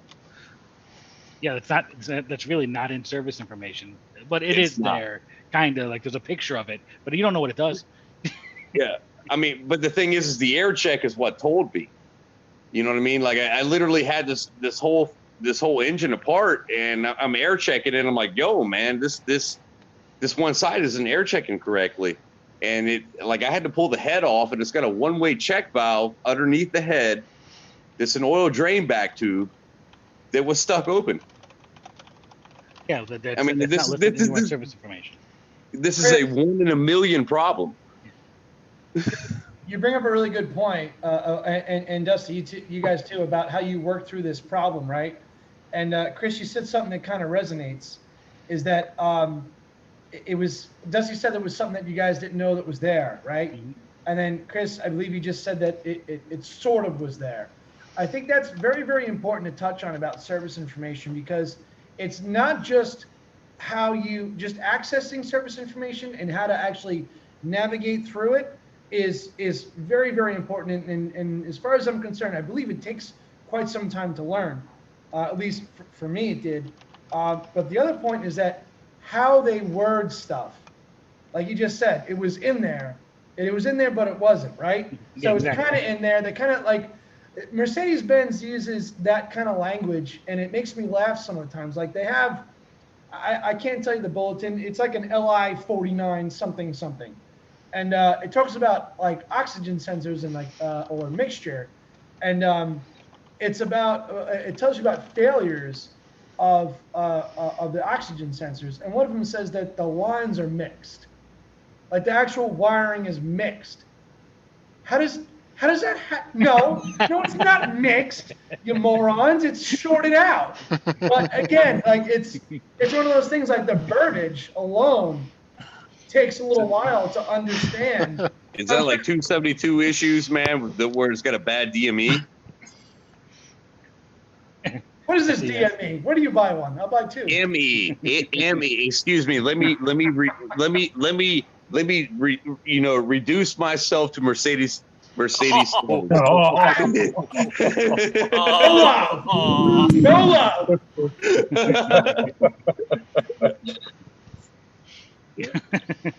So yes, Rich ain't laughing. Rich ain't laughing. I was laughing. I muted myself. so Dennis, yeah, you're right. So even with all the factory service information, with all the training, there's still a lot of nuance in there, and like you have to sometimes get in an engineer's head in this country and which guy it was and whether or not he's drinking that day when he wrote it to kind of figure out what he's German. He was. That brings us back. Or he was an American Union worker. Well, you get a company like Volkswagen that actually makes their own meat. They make their own sausage and sell it. And you'll see this high in that sausage. We got to go back to Perkins, man, and know what question 2 was for this entire organization of a meeting. Oh yeah, there was so there's a few things on there. Sorry, the 3D printer's on again, so it's hot, or it's making noises over here and warming up. Perkins is making sex toys to sell. L1 no. Automotive, L1 Training.com. Stop! I literally have the link in Eurotext for the tool that's needed to add on to your reciprocating saw. What's it called? The drill dough? Wow. So section 1 of said chapter 93 can hereby further. All right, so they're going to amend the words owner with telematic system, any system in a motor vehicle that collects information generated by the operator of the vehicle and transmits such information. This chapter, referred to as telematic system data, utilizes wireless communication to a remote receiving point where it is stored. So that, and then there's some other stuff about adding in onboard diagnostic systems will be standardized. So this one's real big on, they want to change section 2 and insert a new paragraph in that says, notwithstanding anything in the preceding paragraph. So forget about all the other stuff you read. Motor vehicle owners and independent repair facilities' access to vehicle onboard diagnostic systems shall be standardized and not require any authorization by the manufacturer directly or indirectly, unless the authorization system for access to vehicle networks and their onboard diagnostic system is standardized across all makes and models sold in the Commonwealth and is administered by an entity unaffiliated with the manufacturer. Is this where that commercial comes from? Secure Gateway Module. Yeah, is this where that commercial comes from? This paragraph right here. This is about adding a gateway module right there. That's saying that they can't prevent access to anything to us unless they do it across the whole vehicle, and it's regulated and administered by someone who's not the manufacturer, so AutoAuth. So this paragraph right here means that Chrysler is fully on board. Because with AutoAuth, you can sign up to have your scan tool added in. So let's say Ford turns on their secure gateway modules that are already installed in vehicles since 2011. Let's say they turn them on. So this law basically protects us by saying there has to be an entity not affiliated with the manufacturer that actually acts as a liaison, that administers this. All right. Can I ask one question right here? Yes. What's up with Tesla being able to turn off abilities to new car owners? That's all in the contract between the car owner and the original person. So when you buy a Tesla X, whatever, right? Yeah. I was going to say X, but that's an actual model. Yeah, So- XS, whatever. Yeah, when you buy whatever model, you purchase it with X functions and stuff, and you pay add-ons, right? So let's say I sell that to somebody. Well, at that point, I'm the person saying that this car comes with X, Y, and Z. So really, the onus goes on the person selling the car.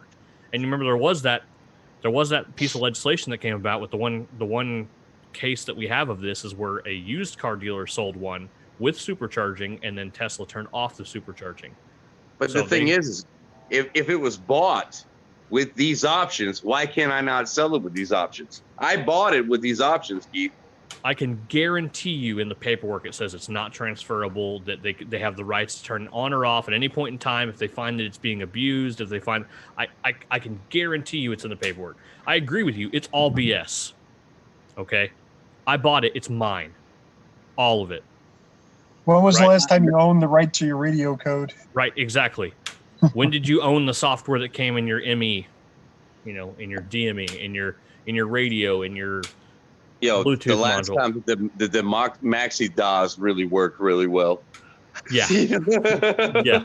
That was a freaking good tool. I don't care what Yo, anyone says. man, for GM radios, that was tits. For real.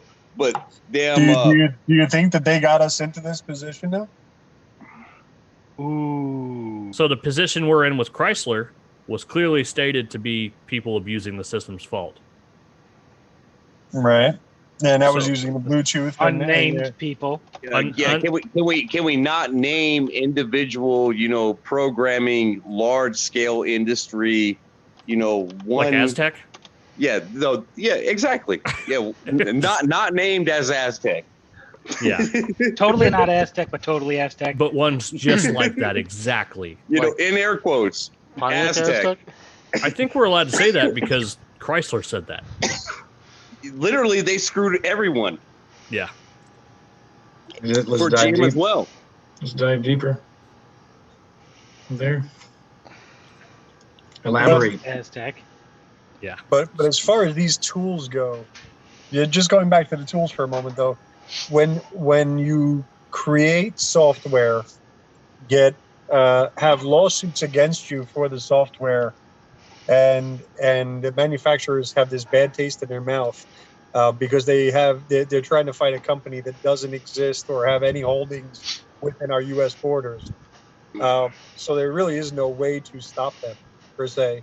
Then they start creating things like secured gateways. Why would we be surprised? There's no surprise.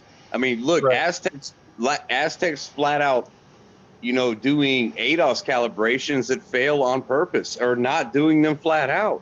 I mean, I really wish Mike Reynolds was here because that's the dude that fixes Aztec problems daily. And he this is his flat out, enemy. Bread and butter. Yeah. Not take anything He was in the away, chat. but isn't the Chrysler server-based system basically a result of those the hackers that hacked in, and basically Chrysler was thrown under the bus for that, right? The secure gateway module, Yeah. yes. And then they had the cables where you pull the, you pull the radio out. Yeah. But unfortunately, I'm not going to pull the radio out of a 2019 Maserati to hook No. up to it. I'm sorry. I'm not. Mhm. I mean, it comes to that. I'm having issues right now with Maserati, even with Leonardo, which is not Little Pan's money.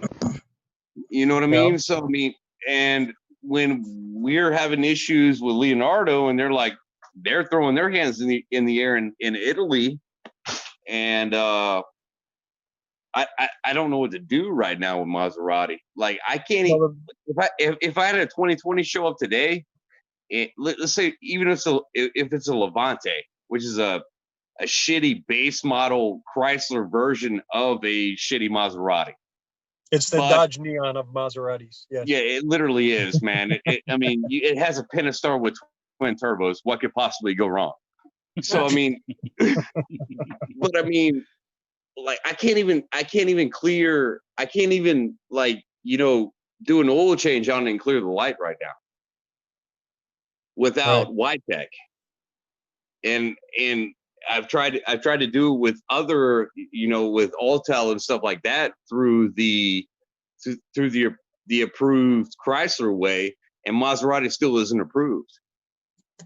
Right. So think about that for a moment though too, because there's a reason why we went to Leonardo. I had one as well, and that was because at the time they told us flat out that we could not buy a Maserati tool. We had no authorization, no access to a Maserati tool. They had one for sale. It was there, $23,000. I walked in there and asked the Maserati dealer, "I'll pay you $23,000 for it on the spot. I want it now." You walk through the service department and everybody's using a Leonardo. That's exactly right. That's exactly right. And that's what they had. And the answer was that, they didn't have enough scan tools available to even suffice the actual dealerships. That's a problem, in itself. That happened with a Nissan when they first went to the right to repair. Nissan Consult 2 at the time, it was for sale. You just, good luck on getting one. You could place your order for it and then wait. I think the waiting list right after I got mine, it jumped up to about a year. It was just about a year. So that meant that you had to pay for it in full if you wanted to stay on that list, and you were out that money, which I think at the time was about $8-9 grand, and that's how you had to wait until you actually got that tool in your hands. And you couldn't cancel your order and wait for it to come in. It just didn't exist. You had to pay that money up front and wait for that tool to come in to start making you money with it. Hey, so Keith. technically, that's how they get around their right to repair, because technically it's available. It is. Fuck you. Sure. Yeah, just like Hey, anything Keith. else, right? Yes. Keith, have you seen any secure gateways in Ferraris yet? I could actually let you know in a moment if they're 100% coming in or not.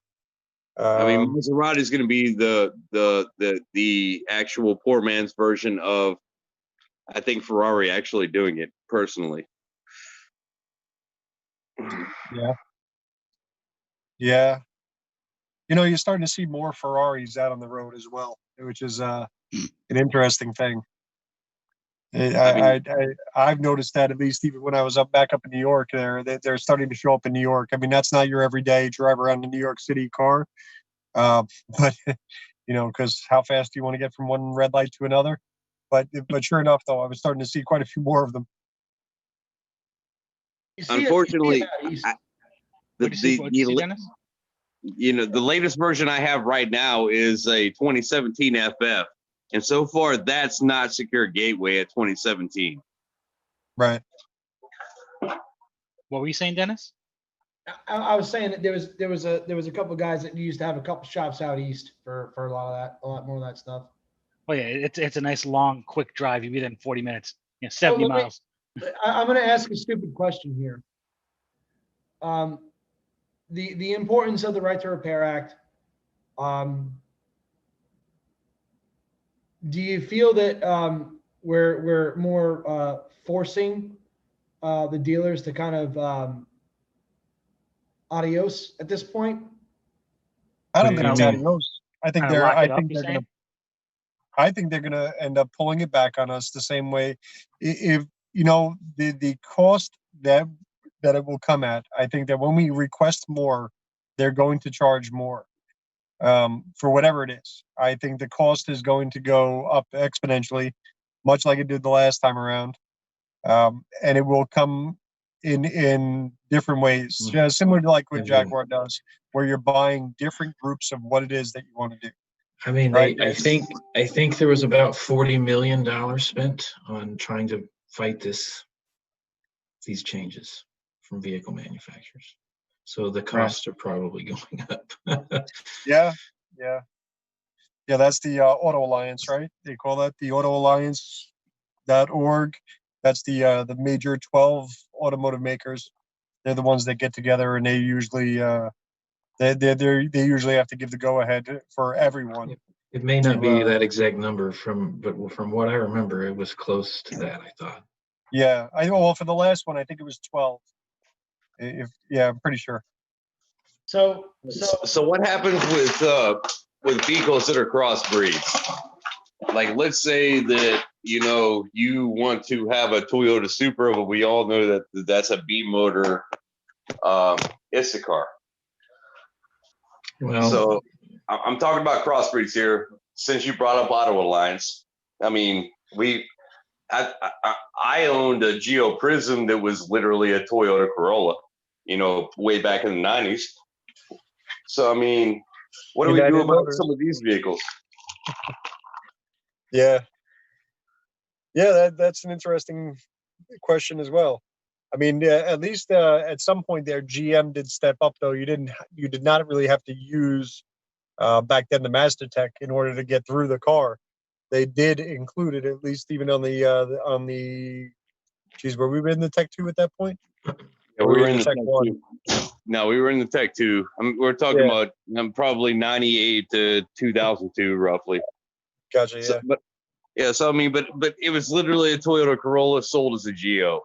I mean, and you had other ones. I mean, you had the Geo Storm, you had the Geo, the Tracker, which was actually a Suzuki. I mean, but the thing is most of these did cross over. But Toyota was never something. I mean, I had very big issues.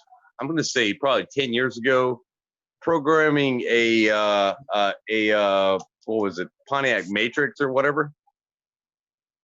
Right. What is it? Is it not the Saturn? No. Yeah, the Toyota Matrix and the Pontiac Vibe.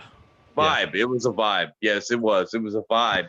I had to do a transmission control module in one, and that was an absolute nightmare through Tech 2. Yeah, it was. And then if you had the Tech 2, you still had to go onto your laptop and download the VinWrite software for the ECM. I mean, it wasn't a TIS 2000 thing. It just wasn't. Right, no. Yeah. So I mean, and I imagine that this is going to cause complacencies for everything else, man. For again, you're going to buy a Supra.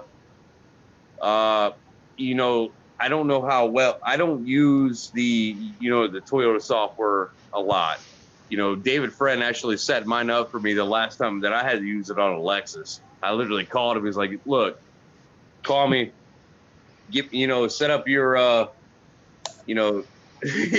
basically, long story short, man, like he done it all for me, and I logged in on his account, but that's not legal here nor there. But and you didn't say that. I did not say this, but the thing is he helped me out, and this was years ago. I mean, years ago, probably 5-6 years ago.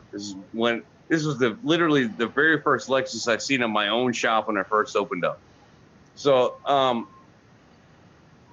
what I'm trying to say is the crossbreed vehicles, man, are these going to cause a potential potential episode for any of our OE diagnostics for the right to repair? I think they all suck.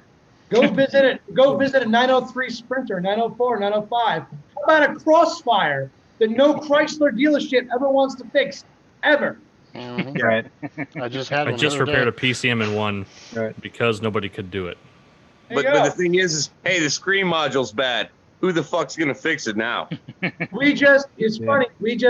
I was at Blue Link maybe 3 weeks ago. No, about a month, whatever. I was at Blue Link just a little while ago, and there was a Crossfire that the dealer could not fix. Nobody wanted to touch it. That was the end of it. And I've had a couple like these, and same thing with every other kind of crossbreed. I'm sure somebody here, all you guys have had to see this. Sure. What the control module relay box? It had a bad K40. Just one relay was bad. That's all it was. Yeah. One bad relay. Soldered it on, out the door. Well, there's a comment earlier that we didn't bring up about just the inability to even get parts from dealerships. So. Yeah. That's Tesla right now. That's flat out Tesla. Try to order a DC-DC converter when you need one. Flat out. They're going to tell you no. Because you're not Tesla authorized. How do you become Tesla authorized? Oh, Tesla authorized. So that's a really good point. You had said that earlier, Keith, and I kind of let it just kind of sit in the back, but it's come up a couple times. To be authorized, right? That means that you're able to fix that vehicle. Is that what that means?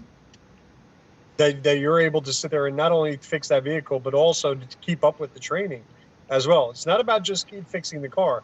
It's about keeping up with the training and getting the same certifications as what they offer in the dealer. But do they offer them? They don't offer them now. We but they might have do within had. the So how are dealership. we That's going what to I do mean. that? Well, we Well, might that's have what I'm had. saying. That's what we should be fighting for. So We might We have should be had. fighting there. for that. You're Here's- 100% right there. here's what scares me is that so let's say I have the ASC patch and I got the plaque and I got the magnet, you know, I got the jacket, you know, the ring, everything, right? Does that mean I can fix your car? And I know No. You got a ring? car? No, Okay. it does not. So It that's does not with Tesla. so that's the issue that so even right now that you know what about if somebody's hybrid certified? ASC hybrid certified. Does that mean that I can work on your hybrid and you're okay with it? It's not a hybrid. It's full electric. Okay, if I'm full electric certified, does that mean I can work on your electric car? There's not an ASC for full electric, unfortunately. Yeah, but no, it doesn't. Right, you don't point, have the actual training. So Yeah. here's my issue is that it comes back to the manufacturer being able to give us that kind of level training, and then not just that level training, but then we have that the badge, the patch, whatever you want to call it, the fact that we are now trained and noticed by the manufacturer as manufacturer level trained people, right? That's what we want to go after. Yes. My I guess my issue with that is, and it's not with everybody, my issue with that is that, and it's the same thing at the dealer. Don't think that this is just in the aftermarket. On paper, it's not the same in person. On paper, it's not the same in person. And we all know this. We do know this, but it still potentially can open us up to put us in a position. What it means is that we can. Here's the thing: we have more leverage, basically. When you actually do go to Tesla training, if you're a collision shop and you've done the Tesla collision training, they give you a certificate. And if you want to order body parts, if you want to order certain fenders, things like that, repair, even door handles, what you do is you actually sit there and you actually give them a copy of your certification and show that your certification is up to snuff in order for you to order those parts. But I still can't order a DC converter even as a collision tech. That's what I'm trying to say. Bro, yeah, no, I'm with you. And that's why I say, though, that when I say that we're fighting for this, you know, or that we should be fighting for this, it's not just about the ability to fix the car. It's the ability to have all the tools to fix the car with. The parts, the service information, the correct scan tool that has the exact same software coverage as what the factory tool does. There's no way, you can never expect somebody to be as good as the dealer. Or at least, and again, I'm saying that in hold on. Let's back this up. Most dealers have one really good tech and 5 shitty techs. Right. But again, it's I'm not picking on the dealerships. What I'm saying is, though, when I say as good as the dealer, I'm saying as good as the information that they have and the same type of coverage that they have. Even if they have a bad tech, right? Let's say that they have no good techs in the bay. What they have is a field engineer that comes in. Right? They have a network of things that happen there. So when I say the dealership, it's not about the specific tech and what their ability is. What I'm saying is the dealership's ability to sit there and fix that car from A to Z, and that does exist. Again, it may not happen in a fashionable time. It may not. Again, it's not about the aptitude or the aptitude of the techs that they have. What I'm saying is, we need access to the same type of information, service information, training. But the thing is, tooling that doesn't exist right now. If you get a dealer login for Audi on Elsa Pro versus a independent login for Elsa Pro, it's 2 completely different animals. Absolutely.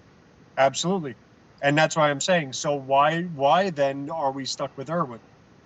Right? Why then? Dennis? No, you. I'm sorry. That's my question. Do you think that that's what this comes down to as far as like the training comes to? Is that it's not because, and I get it, you're right. It's not a timely matter. Maybe there's a field tech that knows everything. You know, everybody else doesn't know what's going on, or maybe it's a shop full of superstars. Either way, do you think that it comes down to almost like a liability issue for the manufacturer to be able to say, you know, you can work on, you know, tech A, you can go ahead and you can work on this stuff because now we've given you the you know, here it is, here's the certificate, everything that you got. And then the next thing you know, that the car is in flames, the shop is burned down because the technician was able to pass a test or even take it to the next level, that maybe that there wasn't a proper foreman or proper supervision over the shop where they can kind of build that in. And that's, I don't have an answer. I'm actually asking. Yeah, no. I think that I, way. I got to say this: most shop foremans at dealers are not masters, and I know you can back me up on this. That's again, that's not, that's my question is that That's what they would potentially fall on. Right. My question is that if we're going to have the same access, the same level, right, and then be able to say that, you know, Dusty, your garage, you're now Maserati certified, and that's it. And you've got a guy that you're training, and maybe the guy is just however he was able to navigate through a test or whatever, and now it has to rely on you, and something got screwed up. Is the dealer? Do you think that the manufacturer, that they're, because it's not in their what they perceive as a controlled environment? Does that make sense? Hold on. Right. Let me stop you right there. The more technological fucking vehicles get, the less reliable automated test plans will be. And that's a flat out truth. But that's not what I'm asking. Right, Yeah. right. I understand. I understand. I So understand let me answer you, Dennis, because I think I know where you're heading with this. But it falls into liabilities. And the answer to that is it doesn't matter where you are in the United States. There is always one law. It is the last person to have hands on the car is the person that is the one has to be insured and is responsible. So the idea that they've always pushed at us, which is, oh well, if we give you that, you're going to tarnish our name. No, it's not about tarnishing your name. It has nothing to do with that. It has everything to do with liability, and they are well aware that that we're not going to affect anything at all about their liability. You know, I actually, one of the first things I did when I was in this industry, I used to run around. I had a Vetronics tool, and I did ambulance chasing. That's what I did. I would go in there and I would sit there and pull up all the records of a previous crash and everything. It's great money. But at the same time, though, the liabilities that were there that I had to go through, all the loopholes that we had to try to fit into, the manufacturers would sit there and go, well, you know, we understand that he has all the crash data there and that the airbags didn't go off, but is he a factory trained tech, this ambulance chaser? What does that have to do with anything? That's my point, is that at the end of it, will they also be able to support? But the answer is they never won in court. Not once. Not once did they ever win in court. And because they already know that you know what? Yeah, the airbags didn't deploy.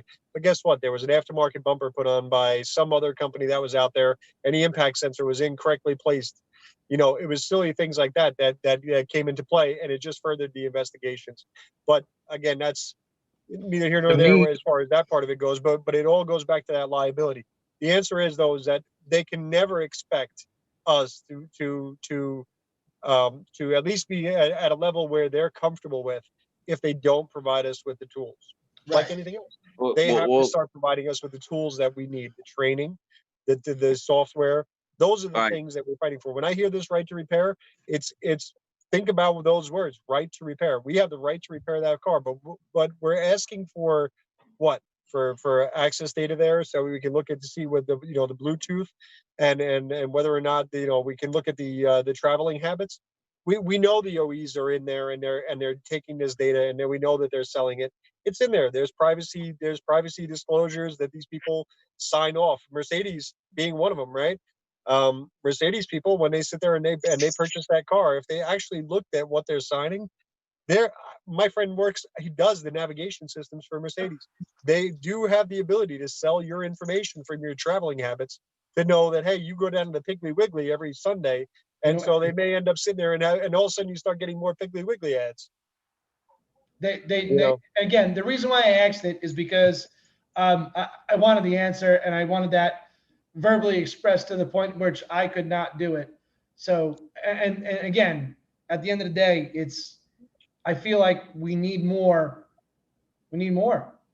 I mean, I don't know that it's a liability conversation. Do you think we're not talking about dealerships pushing service to us per se. What I was going to say earlier was we did potentially miss an opportunity with the Takata airbag stuff. I think OEs were looking for the aftermarket to attempt to help them with that backlog. And I don't think that we capitalized on that. But the thing is with aftermarket, man, is there literally collision is getting killed by collision because of insurance. They have to do, subpar repairs because of pay. Flat out. Literally, insurance has murdered the collision industry, and aftermarket insurance is starting to murder ours. Yeah, I'll agree with the insurance murdering it. I'm in collision centers all day long. I've actually taken on 2 large insurance or collision centers, and it's crazy. I can't push hard enough to get them to do stuff right. It just doesn't work. They're not. Because they can't get paid for it. 99% of collision center technicians should not be working on cars. Oh God, no. And I'm sorry. I'm sorry to all the collision techs that are out there, but you guys just are not trained to work on vehicles. But you may be trained to do good body work, but that's only a little piece of the puzzle. There's so much more that has to be done. The other issue that I see a lot too is that if a car got hit in the back, you go to about 10 years ago, it's not a big deal. Now the car gets a little bit of a dent in the bumper, and the bumper harness is busted up, the blind spot, right? The radar sensors are shot, and it snowballs so fast to, a 60-pound person in front of a Lexus LS 500. If you hit the bumper, if the car hits that person who's 60 pounds, there is a pressure sensor in the bumper. It's actually a tube that goes into the structural foam that actually causes an impact. I think I'm going to get this right. I think PJ might know, but it will blow off the hood. It actually blows the hood upward, like almost 12 inches. So that way the person, instead of going through the windshield of your car, that throws them over the top of your roof. For the guy behind you to run him over. Yeah, Volvo has that pedestrian airbag that comes up over the windshield for the same reason. It pops out from underneath the front of the windshield. It shears the hinges and blows an airbag up the top so you don't go through the windshield. But the thing is, I need to get back to corporate entities. The corporate agenda for repair is ruining our industry, and that's on both sides. It's literally already happened on the body side. And we're starting to see it now on our end on the aftermarket warranties. The aftermarket warranties only want to pay X amount of dollars. They want you to do a half-ass repair, and that's not how we do things. I'm not doing this. I'm not pressing bushings into control arm. A control arm is $54. No, you got to understand what. Dusty, a bushing is only $8 though. Yeah, I get that. No, I mean, it's a good point, but I think we need to consider that moving forward. I mean, he's talking about aftermarket warranties, but if we get to the position where, we have to work with insurance companies moving, insurance companies more and more like collision centers, which I don't know that I see in a situation where we will. We just don't put ourselves in a position where we have to abide by what the limited service they want us to do. I'm flat out. Do not we fix cars to our abilities to not have them come back. When I have someone else trying to dictate that, I have an issue. Well, I mean, what I tell our clients is if you have an aftermarket warranty, That aftermarket warranty is not our client. You are our client. So we're going to fix the car the way it needs to be fixed, and you're accountable for the service afterward. I will work on your behalf with the aftermarket, the third-party company, and try to get as much as I can approved, but whatever they do not approve is your responsibility. Yeah. So they approve $8 out of 54. So a couple things before we get off track, because we are now over 2 hours. I'm sure people got to go to bed. Before we get off track, Yeah. Well, this all ties together. Well, no. So this is a conversation that it still needs to go on. We might need to do a part 3 on this because now we're talking about aftermarket warranties. That is a whole many-hour conversation in itself. Which we should not open that can of worms. No, it's not. It's just don't. Yeah. And number 2, perfect. and most importantly, Perkins, is your camera off because your printer is done and you're testing that dildo? My printer is on and my camera is off. There it is. There's my camera. Okay. You can hear it in the background. See, horror. Well, if This thing's Dusty, been printing nonstop for 3 days. So 4-letter words that starts with an S. salt. 4-letter word that starts with an S. Shark. Or get off the pot. I mean, if we can say anything at this point, and I'm probably preaching with the choir of everybody that's watching and participating in the comments and stuff, is shit or get off the pot. And if it's not you, encourage somebody else to do the same. If anything from this discussion, you realize there's a lot more to this than just our everyday fixing cars. You have to get involved, pay attention. And that's, if you guys are not shop owners, if you have any, what's the word? If you have any pull leverage whatsoever, make sure that your managers and shop owners are paying attention to this stuff. Bring it up in conversations. Do like Hans Jorgensen does. Play Carms shows the important, the ones that are business related that maybe they should be listened to. Play it loud on the, the radio so they have no choice but to hear it at the shop or whatever. Shit or get off the pot. Pay attention. Be involved. So thanks you guys so much for joining us. It was a fun conversation. I don't disagree at all. I think we can talk about it for probably several more hours. Are we saying part 3 is and insurance companies? vote for me in 3.0, right to repair 3.0. Please. There you go. Yo, I'm right to repair fucking 4.0. Fuck it. Hey guys, I am Dennis. getting out of the industry. hey guys, just real quick, I just want to point out, Keith Perkins, do you still have, I have it up, but do you have it up as well about when guys can register to vote for the Right to Repair Act? Do you have that up? I do not think I do. Let me So see. I'm showing that if you're not registered, if you go to their site, you can register, but it's got to be postmarked by October 24th. This way you can go ahead and you can vote on that issue for Right to Repair Act. I figured that was important. Yeah. Yeah.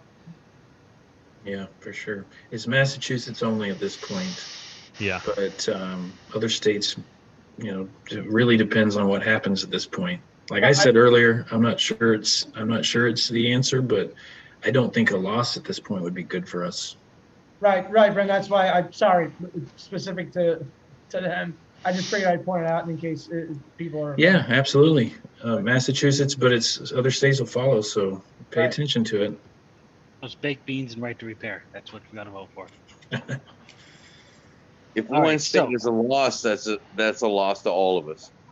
So Francisco Diaz gave us $5 and wants to see a part 3. So next week, guys, let's carry this conversation on even more. I'll Or tell you no. what, if they keep on donating, we keep going. To be determined. Let's let's figure it out like literally maybe 15 hours beforehand. Yeah, instead of 7 minutes. Yeah, All right, 7 minutes till. What are we doing? It was less than that. Yeah. It was literally 2 minutes. Perkins was still naked. Yeah, I was like, I gotta go change my shirt. Well, I was wearing an L1 shirt, and nobody wants to see that because it's Again- it's actually just suspenders with my logo, no shirt. Again, I honestly think L1 training. Mike I is honestly actually think- naked. Yo, Brian should moderate and do the entire next section, flat out. Brian, Brian, he's quiet. I will say that this is news to Brent. I did find GoPro footage from NCTS. Oh, you did? Oh, you got no. I found it. Can we play it now? I have to re-find it, but I know what drive it's on. I've been consolidating all my drives. Just happened to find it. We were talking about it the other day. So Oh God! Yeah, just thank as God. long Is as it a we don't have Mercedes the, on fire? That needs to be destroyed. no, just no as Mercedes long on as we fire. don't show the kitchen table of Vision 2019. Yeah, that'd be a little. That'd be bad. What happened? Oh no, I wasn't there. I wasn't in that room. Yeah, no. Yeah, we'll send you the pics later. Oh no, I got it. I found it. What picture? What picture? Ooh.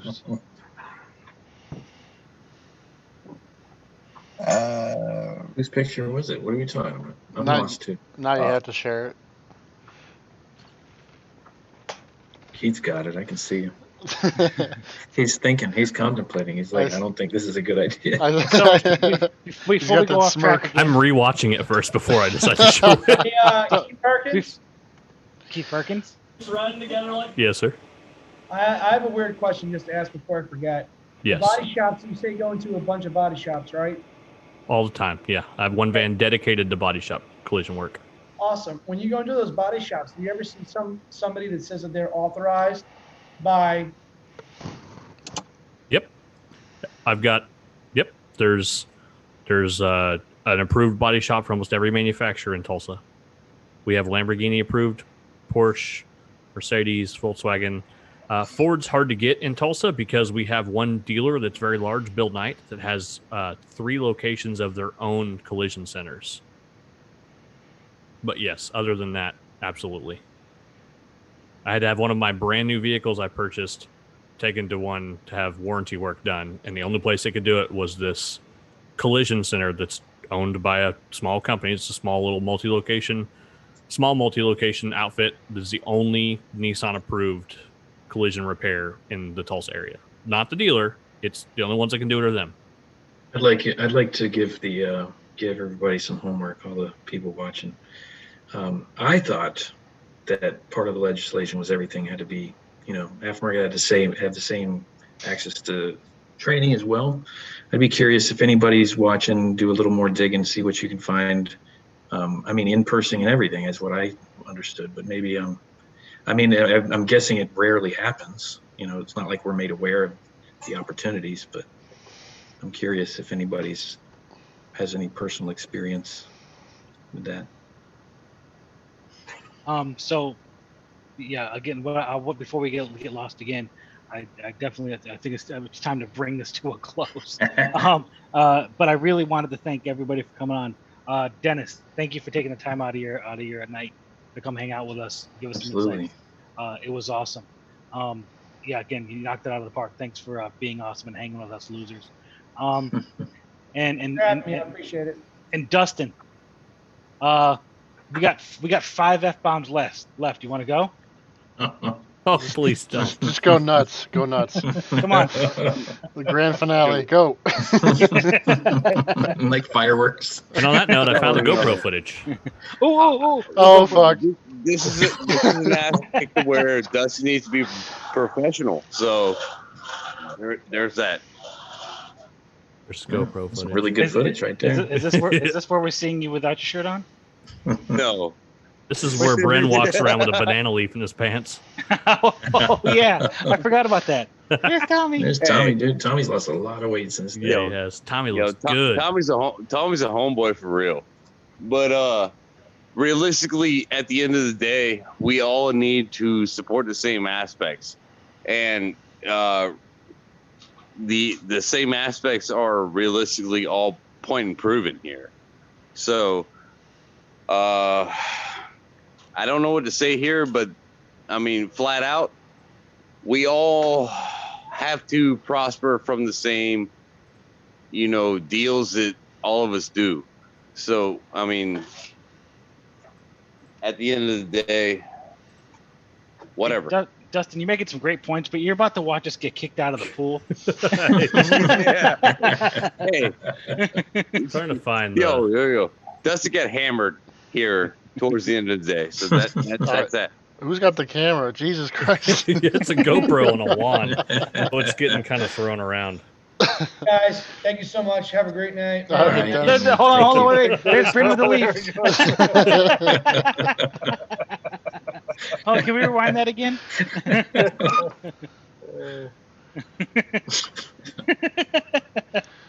There he is. There There he is. And here comes the graceful dive. Ladies and gentlemen, this is the highly respected Bryn Klein.